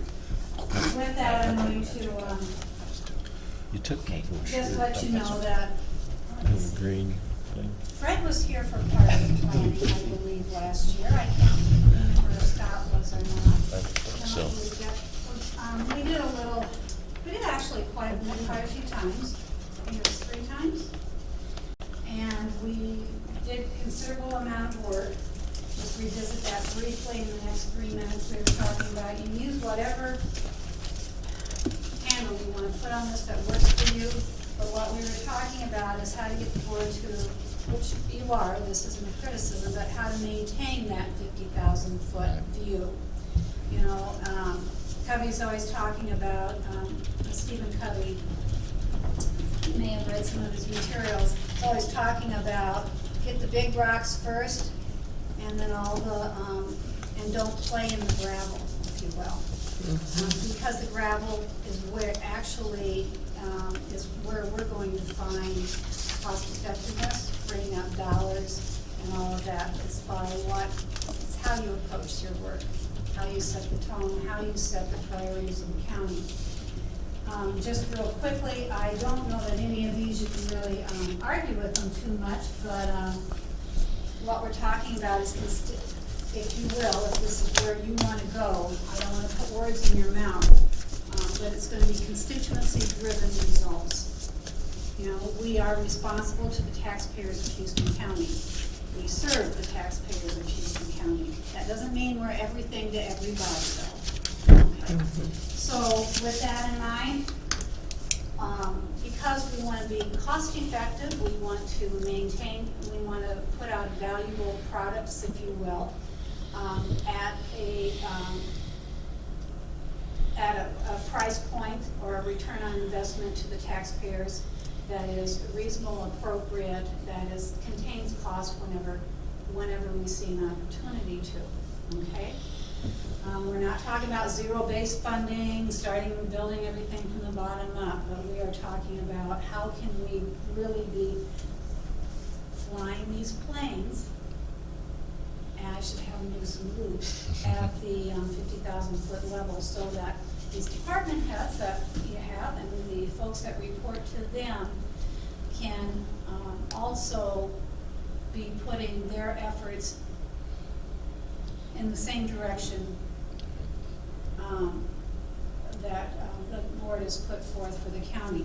I have a lot of folks, I've always said, doing wonderful things, but sometimes we're on like 10 different highways going like this. How can we be going forward, flying in formation, if you will? So one of the key issues we always have is how do we build capacity? That, by way of review, is freeing up fiscal dollars, how we do more with current staffing or maybe staffing levels. What does staffing 5 years from now look like as far as the talent pool that we have? How will we ensure that the programs and services meet the residents' need? This is all about assessment, constant feedback, not just surveys for the sake of surveys. Assessment with leading edge indicators that tell us how to keep tweaking this machine going forward.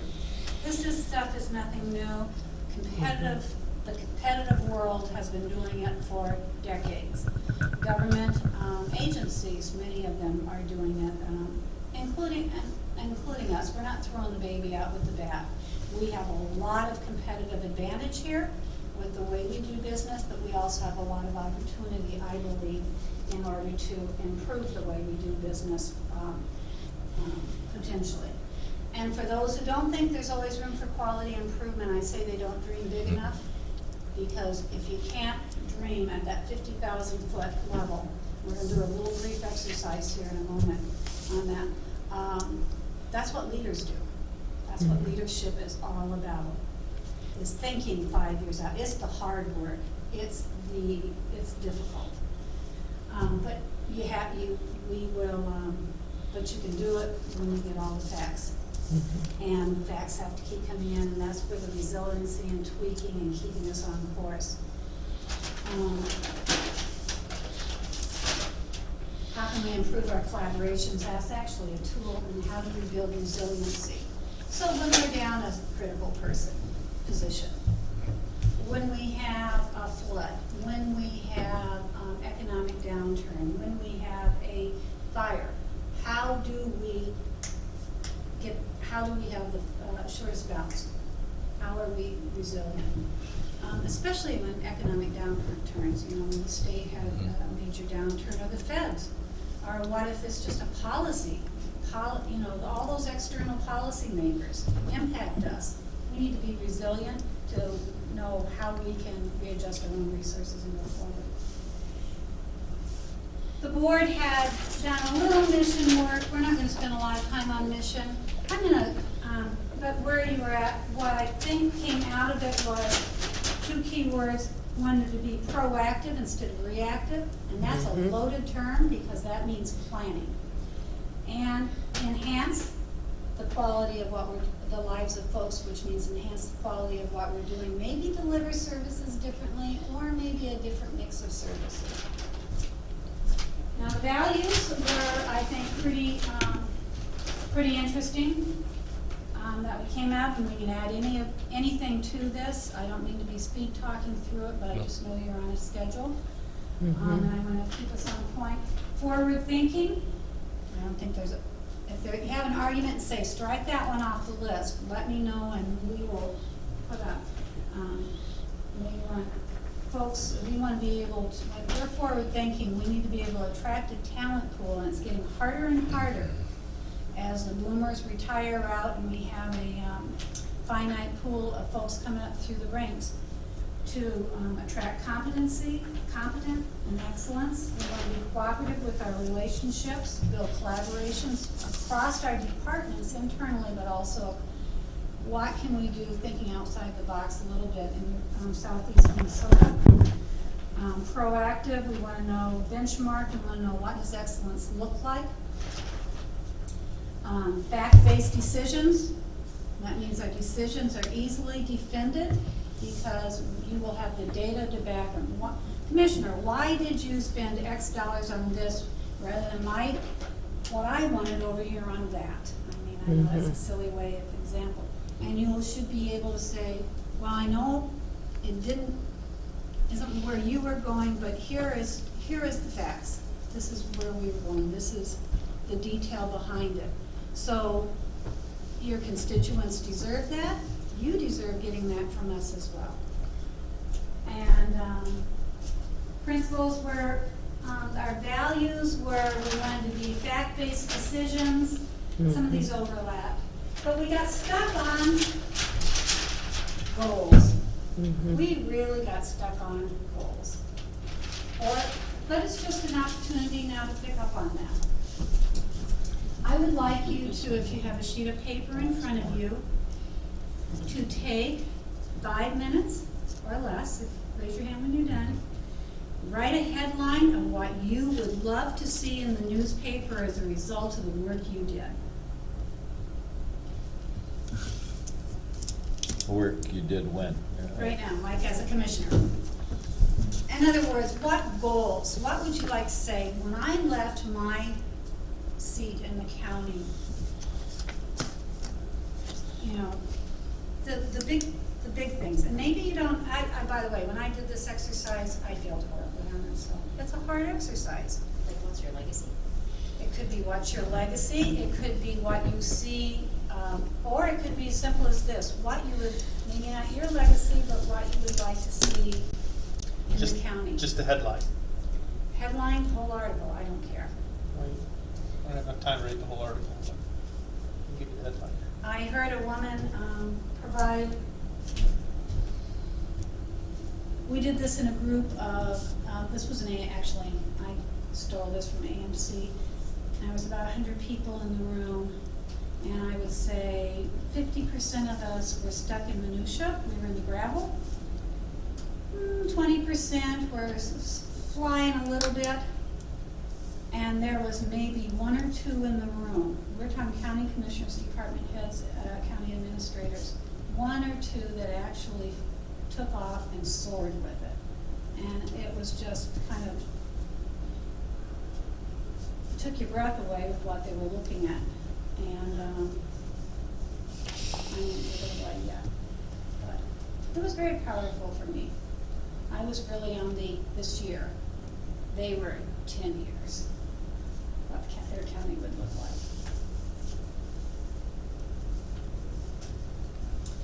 And you know, we don't have to share your thoughts with each other if you don't want to. And if you want to, you can share them. You can use this as something that is developing. I'm responding to the looks on your faces. If you want to use this as a benchmark for yourself today and where we are 2 months from now, and see how you might tweak it, feel free to do that. We should probably share what our goals are. I don't know. Well, sometimes they take a while to develop. Yeah. Oh, okay. Why do you Not me. you're going to, You've thought about this. I thought about it? No, she said, Well, didn't take her long. exercise.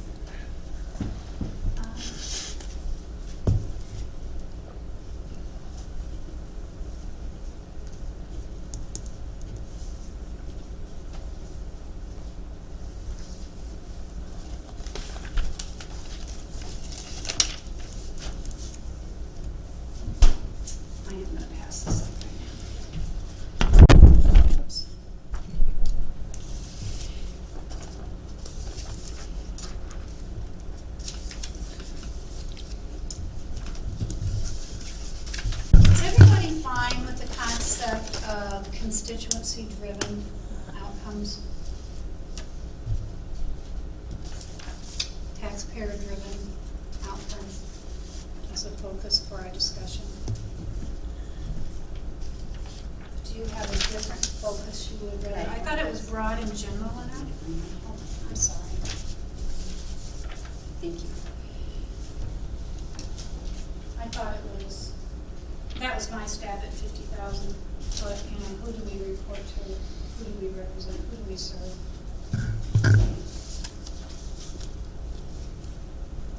Well, think about it. If you would like to have a different focus as we go forward, that's fine.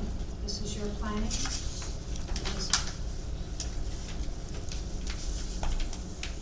And you have 30 seconds.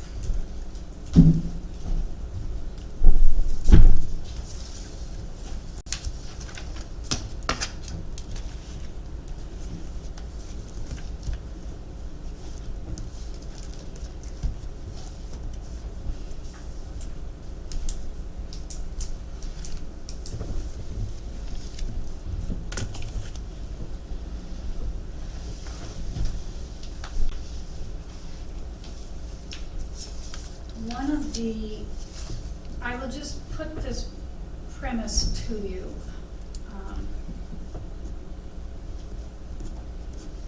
I believe this is true, that we cannot plan adequately if our mission and goals, mission, we can use whatever words we want, but it might be constituency driven and whatever, quality service. Mission and goals are not clearly aligned with the community's vision for the county's vision. And that doesn't mean everything to everybody or squeaky wheels or anything like that. But if we serve a community of people, and we don't have some level of understanding, they've elected us or you've appointed us, what it is that they believe their vision is for the county. In other words, we're going to be listeners and try to shape, and we don't operate in silos. That's a real challenge to every elected official. I don't care if you are at the federal level, at the local level, at the school board, if you're on a school board. Okay?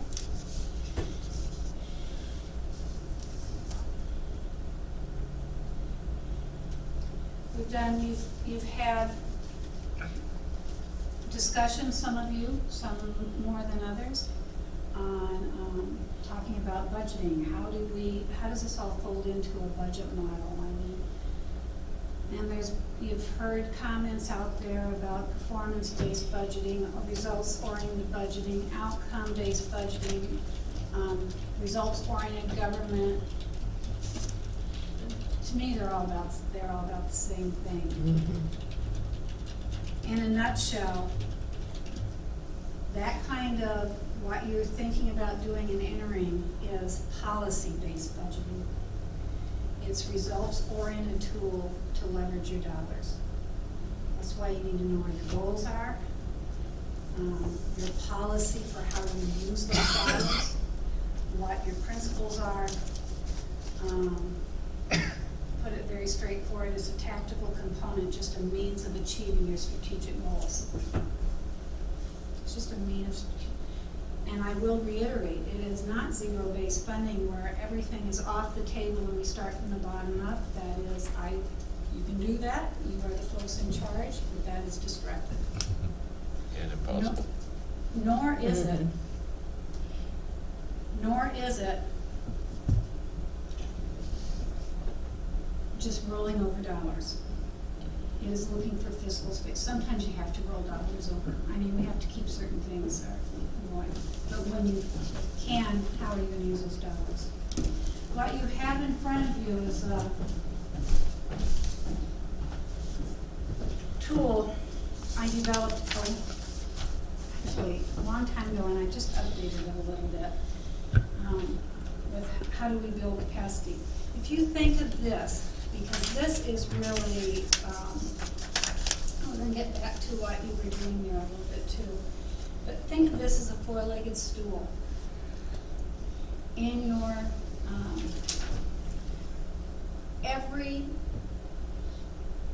By the way, what happens in any chair you take one leg out from under it and you sit down? Doesn't matter which leg you pull out, you're still gonna fall, right? All of these have to be balanced. That's why it says balance, building balance. Let's start with the financial. To succeed financially, how do we proceed? And what does succeeding financially mean to a county of our size? How do we best leverage our resources? That's your performance-based, what's the best return on investment? When we look for staffing, when we look for organizational modeling, that kind of thing. Internal processes, obviously they need to be aligned. I won't spend a lot of time on that. How will we sustain our ability to change and improve? How do we know we are improving? Every time we make a change, how do we know that's an improvement for the better? Where's our assessment? Where's our feedback? How do we make course corrections as we go along so we waste the minimal amount of dollars? Remember, every organization is aligned to get exactly the results it's getting. So it's how do you change that alignment? Who are our customers and what is important to them? Moreover, how should we appear to them? All of this, every question there should have a list of indicators behind it where we can, it's an assessment process. Keeping in mind we're talking about assessing for success with indicators that help us do course correction or lead us to knowing that we have succeeded. But we won't know how to do that, including how to do performance-based budgeting, until we know what our important goals are. Okay?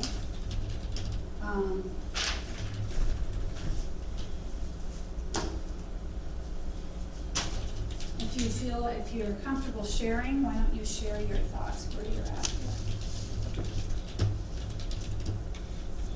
I'd like to be known for a forward-thinking county, one that got ahead of the ball on a lot of major issues, like aging of the county of America, mental health, and all the issues that are going to be coming with the aging of the baby boomers. No, please don't. So, then when we get to the hard work, we're going to say what goals, what actual actions do we have to do to assure, because that's a reality. So what is it that we're actually going to do, and how do we do it in a cohesive manner across the county and leverage, how do we free up resources to get some of those measures done? I don't know what those measures are, you folks will have to identify them, but that's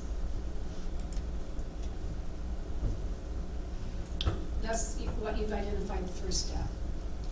The headline I'd like to see is Houston County leads Minnesota in effective government. So what's your sub-headline? What was effective? Funny you should ask that. I didn't get that far. Again, those goals. See that empty sheet of paper on the corner? We know what we'd like to look like.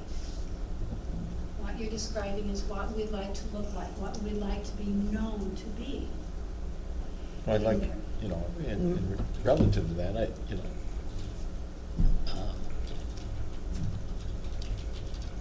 I think I'd like to look at what we've been too, because I'm very curious. A county that hasn't grown population-wise or size-wise in 10 years, and then look at what the budget has done in 10 years, I'd like some analysis of how, what has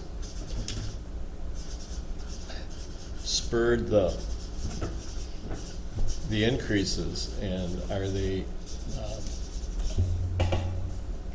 I don't know. So you want accountability, Mm-hmm. okay? Okay, and looking at where you've been and who you are is all part of that picture. Where have we been, and do we have a true picture of who we are today and why we are here, how we got here? All valid. However, we're still not to that 50,000 foot. What should we be? And that's good. Everything you've said so far is very valid, very good, and we will have to address it. Teresa? Mine were probably a little more specific than general, but, and I do agree with the accountability, but I have too seen where so much of what we pay for now has gone up in price. That's driving us up in price. Election equipment has changed, the technology for each of the departments, the road materials. I mean, so those Right. weren't my goals. Right, and I I had written down goals like breaking ground for a new highway shop, working with fair boards and mental health boards to improve collaboration for the good of all. And I of course, because I'm on the budget thing, I put results-oriented budgeting. So I was a little bit more specific than, I'm just trying to help the rest of you get to my So goals. you're already You into put the action second planning. line in. I put in the You're second. into action planning. Yes, probably. So I haven't set the goals yet. I'm still gonna challenge you on that. Justin? I had one sentence I thought summed it up. Headline someday, Houston County #1 in U.S. in efficiencies. Now, I went bigger than the state. I went all out. And I went efficiencies because no matter what the taxes are, no matter what the cost of goods and services are we using it efficiently? So that's my #1 concern is taxes go up, fine, as long as we're using it efficiently. Okay. Then here's what I would ask, I'm gonna ask you folks, is that, and it goes along with what you were saying, Jack. Okay. Efficiency is a relative term. You have to know where you've been, where you want to go. It's all about quality improvement, higher return on investment, whether we're talking about staff, and I'm not talking about working and change the desk. We're talking about how do we attract talented staff, how do we work collaboratively, efficiently. What are we going to quit doing, not doing anymore? We can't take on new goals and lofty ideas and all this work if we don't identify the gravel that we're playing in, that we need to quit doing. That is a wonderful goal. I would say a couple of other goals. If you think about all your agencies around, start thinking about that too, because that applies to everything. But if you think of your human service agency, maybe we should have a conversation with the director at that level. One headline might be, Houston County eradicates child neglect. Sheriff's Office, Houston County eradicates drug labs. I mean, we're talking about if you could do, I'll give you the example of an agency, and I beg your forgiveness for those who've heard me sing this song before. But what is the fire department's #1 job? No fires starting. Put out fires. Prevention. Depends upon the urgency. And we're gonna do a little exercise on that too. But it used to just be fill up the water in the truck, ring the bell, Put out the put it fire. over, put it out. Then they went into, I think Seattle was the leader on this, and then they went into what? Fire prevention. And what they did was they took dollars and leveraged dollars for fire prevention, because their #1 job wasn't putting out fires, it was saving lives. They drilled down, why do we want to put out fires? Well, save resources. Any other reasons? Save lives. You know, save suffering, all of that. How do we do that? The most effective way is we train. we plan, we teach, we have a different business model. Is it gonna cost more? It did up front, but I bet you in the long run, if you looked at it dollar for dollar, it's a lot cheaper economically than having all those fires. So it's a different way of looking at how are you gonna reach your goals? What are your goals for efficiency? What are your goals for cost containment? How are you going to get to those things? And you're gonna have to think, what can we do proactively up here? What are those goals? Because then your department heads can go, okay, I see myself in this, now what do we do to be more efficient and effective that we can bring to you? Yes, Jeff? Well, I would just be the devil's advocate here for a second in terms of using the fire as an example. I would speculate that when better building codes and other things were put into place and Absolutely. fires went down, the number of firemen didn't go down. They expanded to, I mean, and again, there may be some good, but if you tip over on your bicycle now in La Crosse, you get at least 2 fire trucks and an ambulance and a squad car. My greatest fear is they're gonna break down my door if I ever call an ambulance. And then you get up and brush yourself off and you ride off. I mean, it's, there's job protection involved in this. It's not just Well, that's out of your, job efficiency. protection may be out of your control. What's in your control is identifying the goals for the county and how we can reach those That's and a nice become more meeting. efficient with it. See ya. Yeah, see, Yeah. Yeah, Justin. Cool, thank you.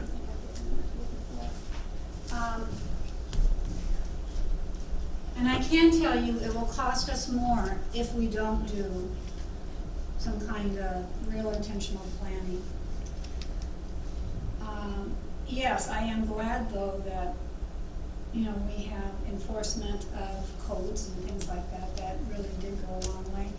Probably the number of firemen haven't gone down because in some large part our population across the country hasn't rather exploded as compared to where it was in some of these examples I gave in the 1960s. But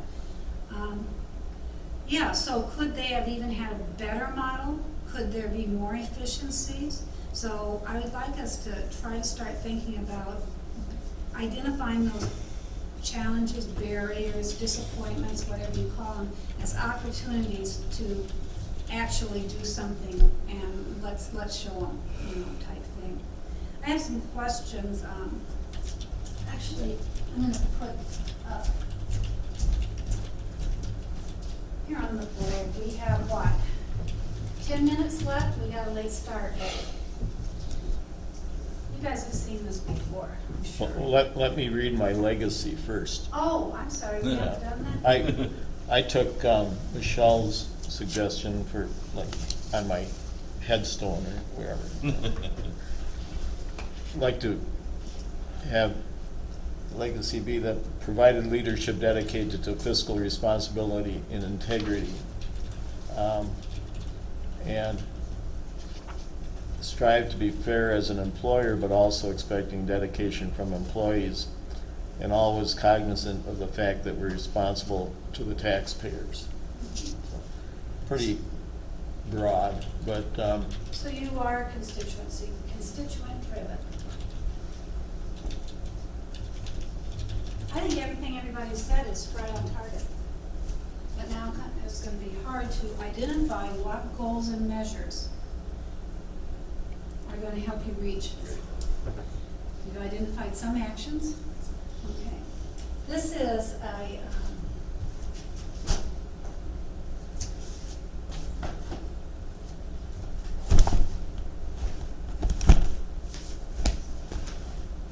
give me at least a second here. I know I copied all this before I came in.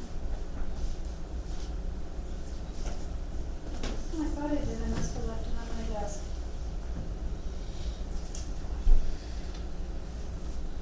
This is where, by the way, The number one reason what is the number one reason people leave their employment and you have turnover of talented people? Probably dissatisfaction, lack of recognition. Or better opportunity. Number one reason, Gallup poll, maybe my fault with Gallup poll, but I think this was in Forbes. Number one reason is dissatisfaction with the supervisor. It's job satisfaction. They don't feel valued. It's not pay. It's not the dollars. Sometimes there are other opportunities, but it is, they don't feel valued. They don't feel like contributing. So I think, brain power. yeah, sorry, but I think micromanagement drives people crazy too. Yeah. Yes, plenty Yeah, of because they're not pebbles and empowered. stuff. They Yeah, they're- don't feel like they're contributing. Someone's over their shoulder every thing they do. They're dissatisfied with the supervisor. Another statistic that you will find interesting, and this is like you said, where you can get fiscal or financial leverage, is we spend 80% of our time, this is just a thumbnail, but 80%, every organization, unless they've done some real intentional planning, spends 80% of their time on 20% of the problems or solutions. In other words, we're not 80% on 80%, we're 80% on 20. That means 80% of stuff is falling off, and I don't know if it's important stuff or if it's urgent stuff or how we get there, how we got there. And I'm not saying that's us, but that could be us on any given day in any given department.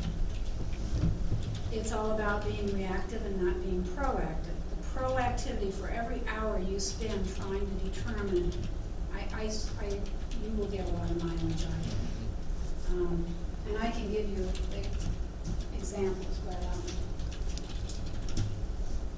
this is a model that's been used by a lot of different folks. I think this is 3 and this is 4.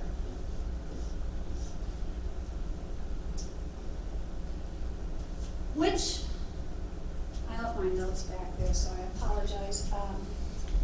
But can you identify which, we'll spend a little more time on it next time, but which quadrant a highly effective employee, director,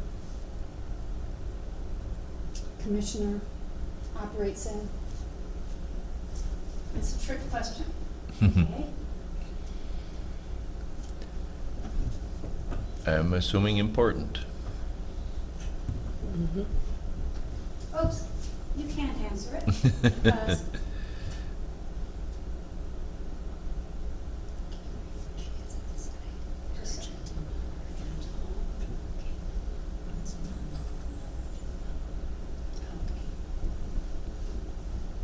I think I got these backwards.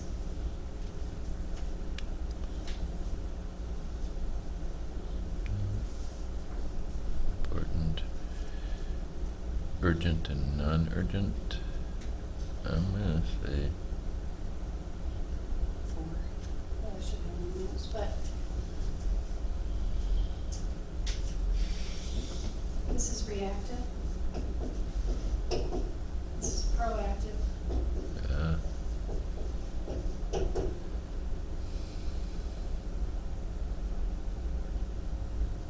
This is nonsense.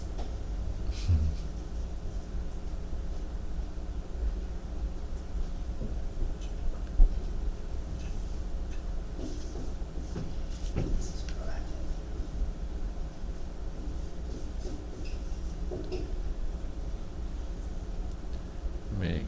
you're gonna say it's proactive on the non-urgent, so it doesn't get to the urgency area. That's why it's a trick, and like I said, I don't really think it matters. Usually, you may read this and see, oh, they use it in another block. It doesn't matter just so long as you're thinking about it. There's a lot of things that look urgent that just really aren't important. Now, I can tell you the queen of that. At least that's my beef. It seems to me, Your beef is what, Seth? I'm sorry. I said, I know who the queen of acting right here, this is.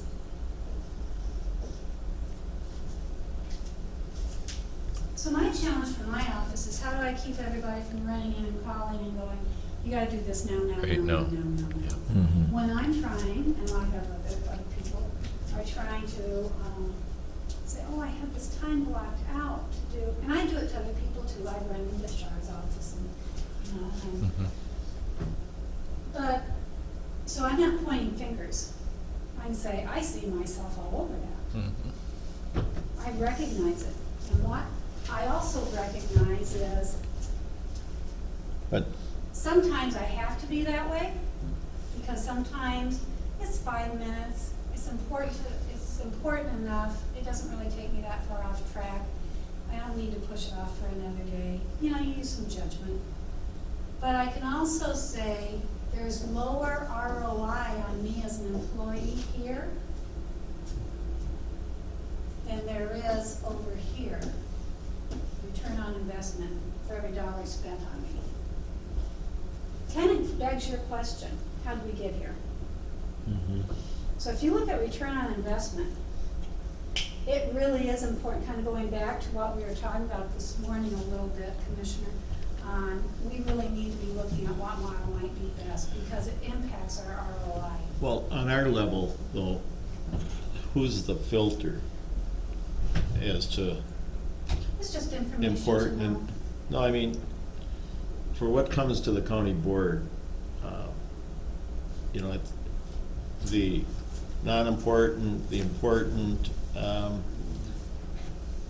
it's, I think it gets skewed a bit sometimes because we don't have a central filtering spot, you know what I mean? It all comes on our agenda and You don't get to You rank don't- and file it ahead That's of time. why- and say, Yeah, you don't- Well, this that's is- where planning comes in.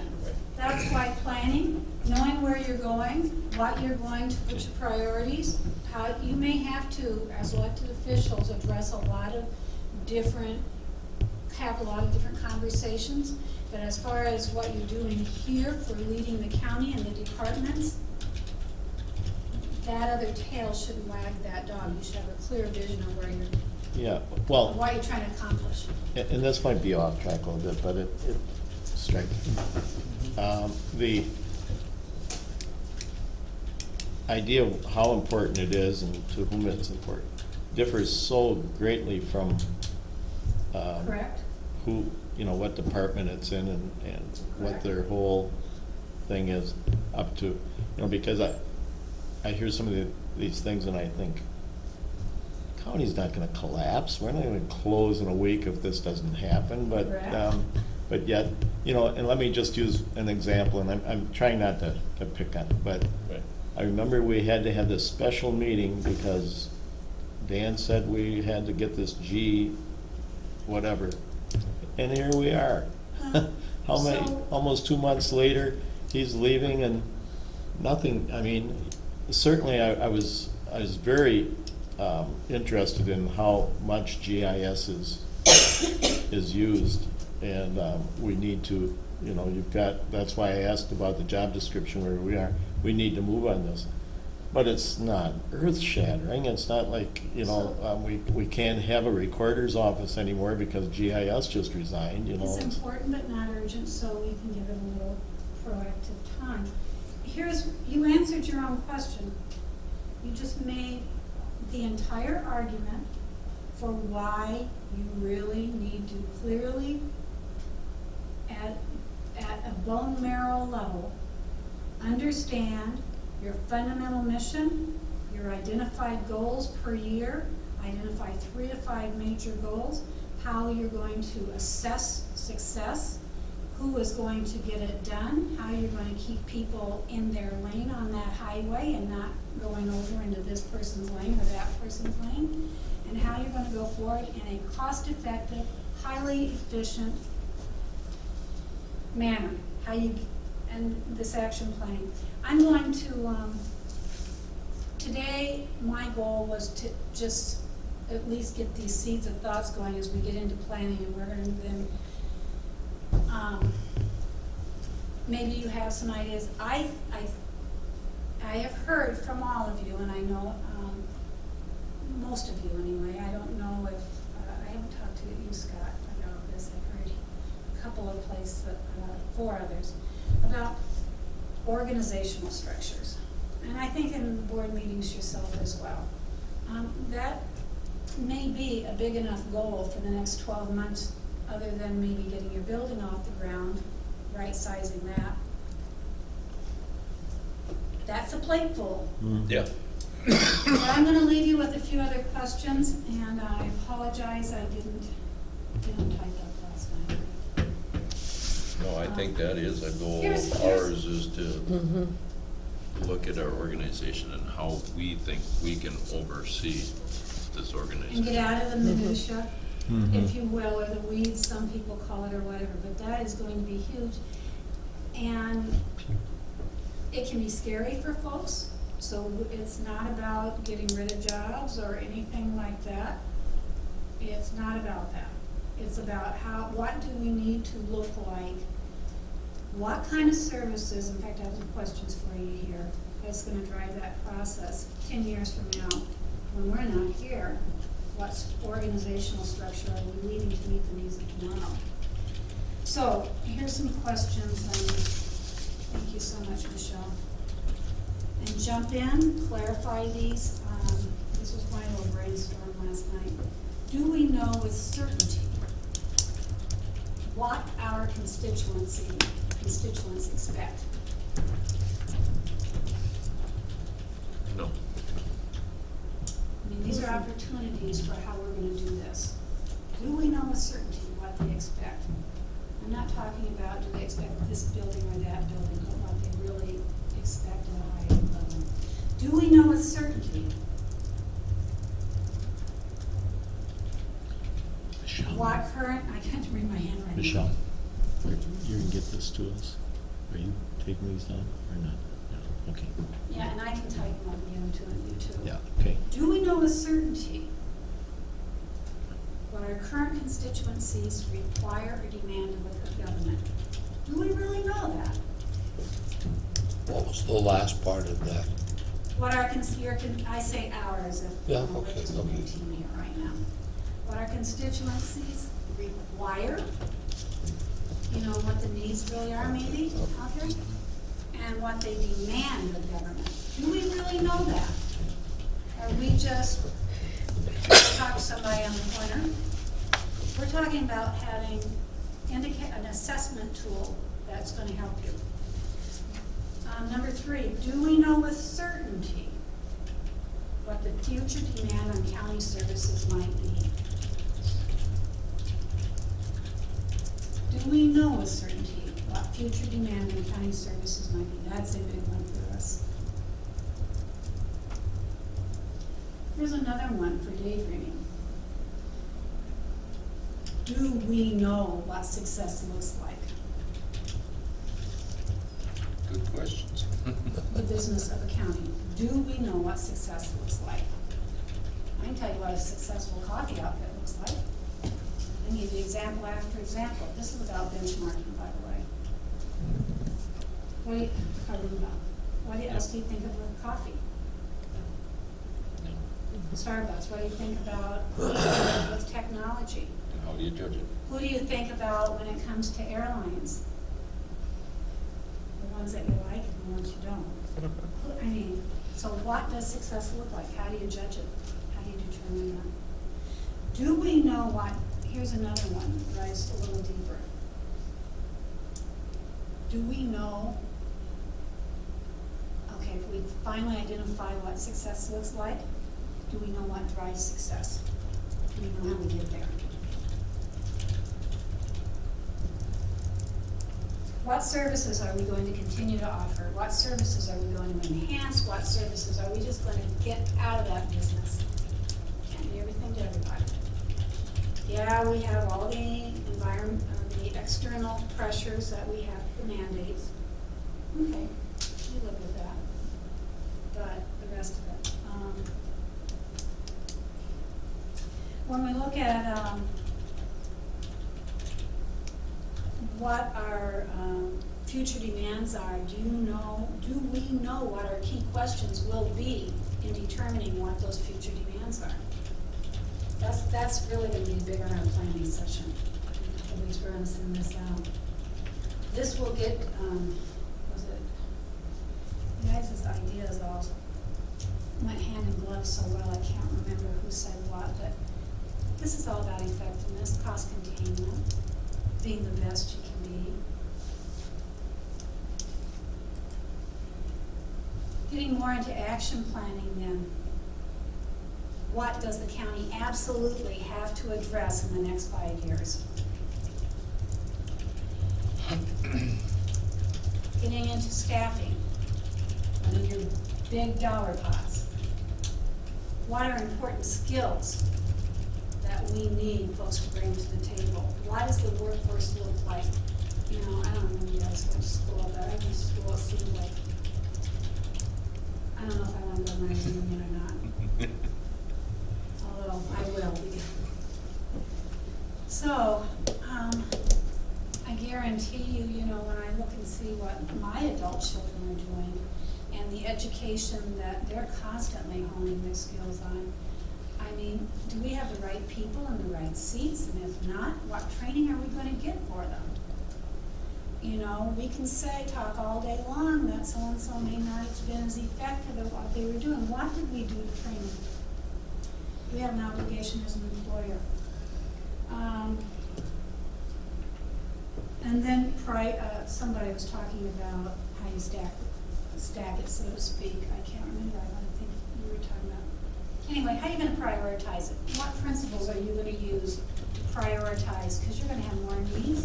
You're going to have more big ideas than you're going to have money for. How are you going to figure out your priority? And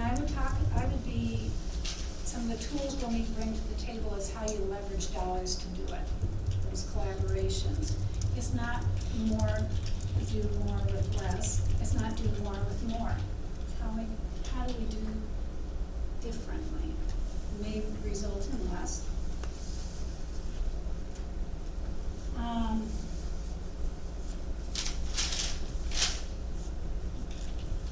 was my list. And that was my presentation. I got a little chatty because I'm in a hurry because I have to leave this other day. No, it's very much appreciated because we got to come, like I said, we have to come up with a broad view to start with. And we do a lot of, and it's not a criticism. We are very busy people. We do the best we can. We all have independent ideas. We got to get comfortable with conflict, because out of conflict comes third alternative thinking. Two heads are better than one. And you ever talk to somebody and I have been really felt strongly about something, and then I really don't. I'm sorry, who's Jack here? Jack, I really don't agree with you. I think it ought to be this way. And then by the time we get done talking, neither of us are really sold on what we're doing. We come up with something that's even better. So we have to get comfortable with conflict and how we leverage that to save us time, because time is dollars. I mean, time is dollars. We have to challenge folks if there is going to be. She'd actually leave saying, I wish I didn't even brought that up with Jack. Oh, is there retaliation? I want to Jack say, and I have given each other a bad time for a long time. as we wrap this up, I'm pleased that we've begun the process. I think it's could lead to some good results.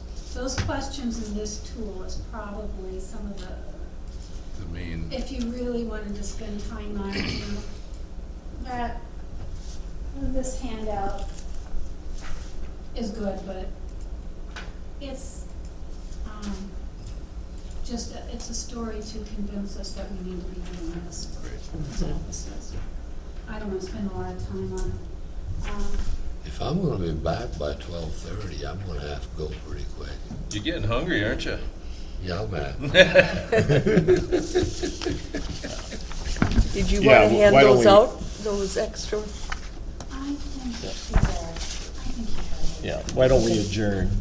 Somebody want to make a motion? I move we adjourn. Second. Scott, all in favor? Aye. Okay.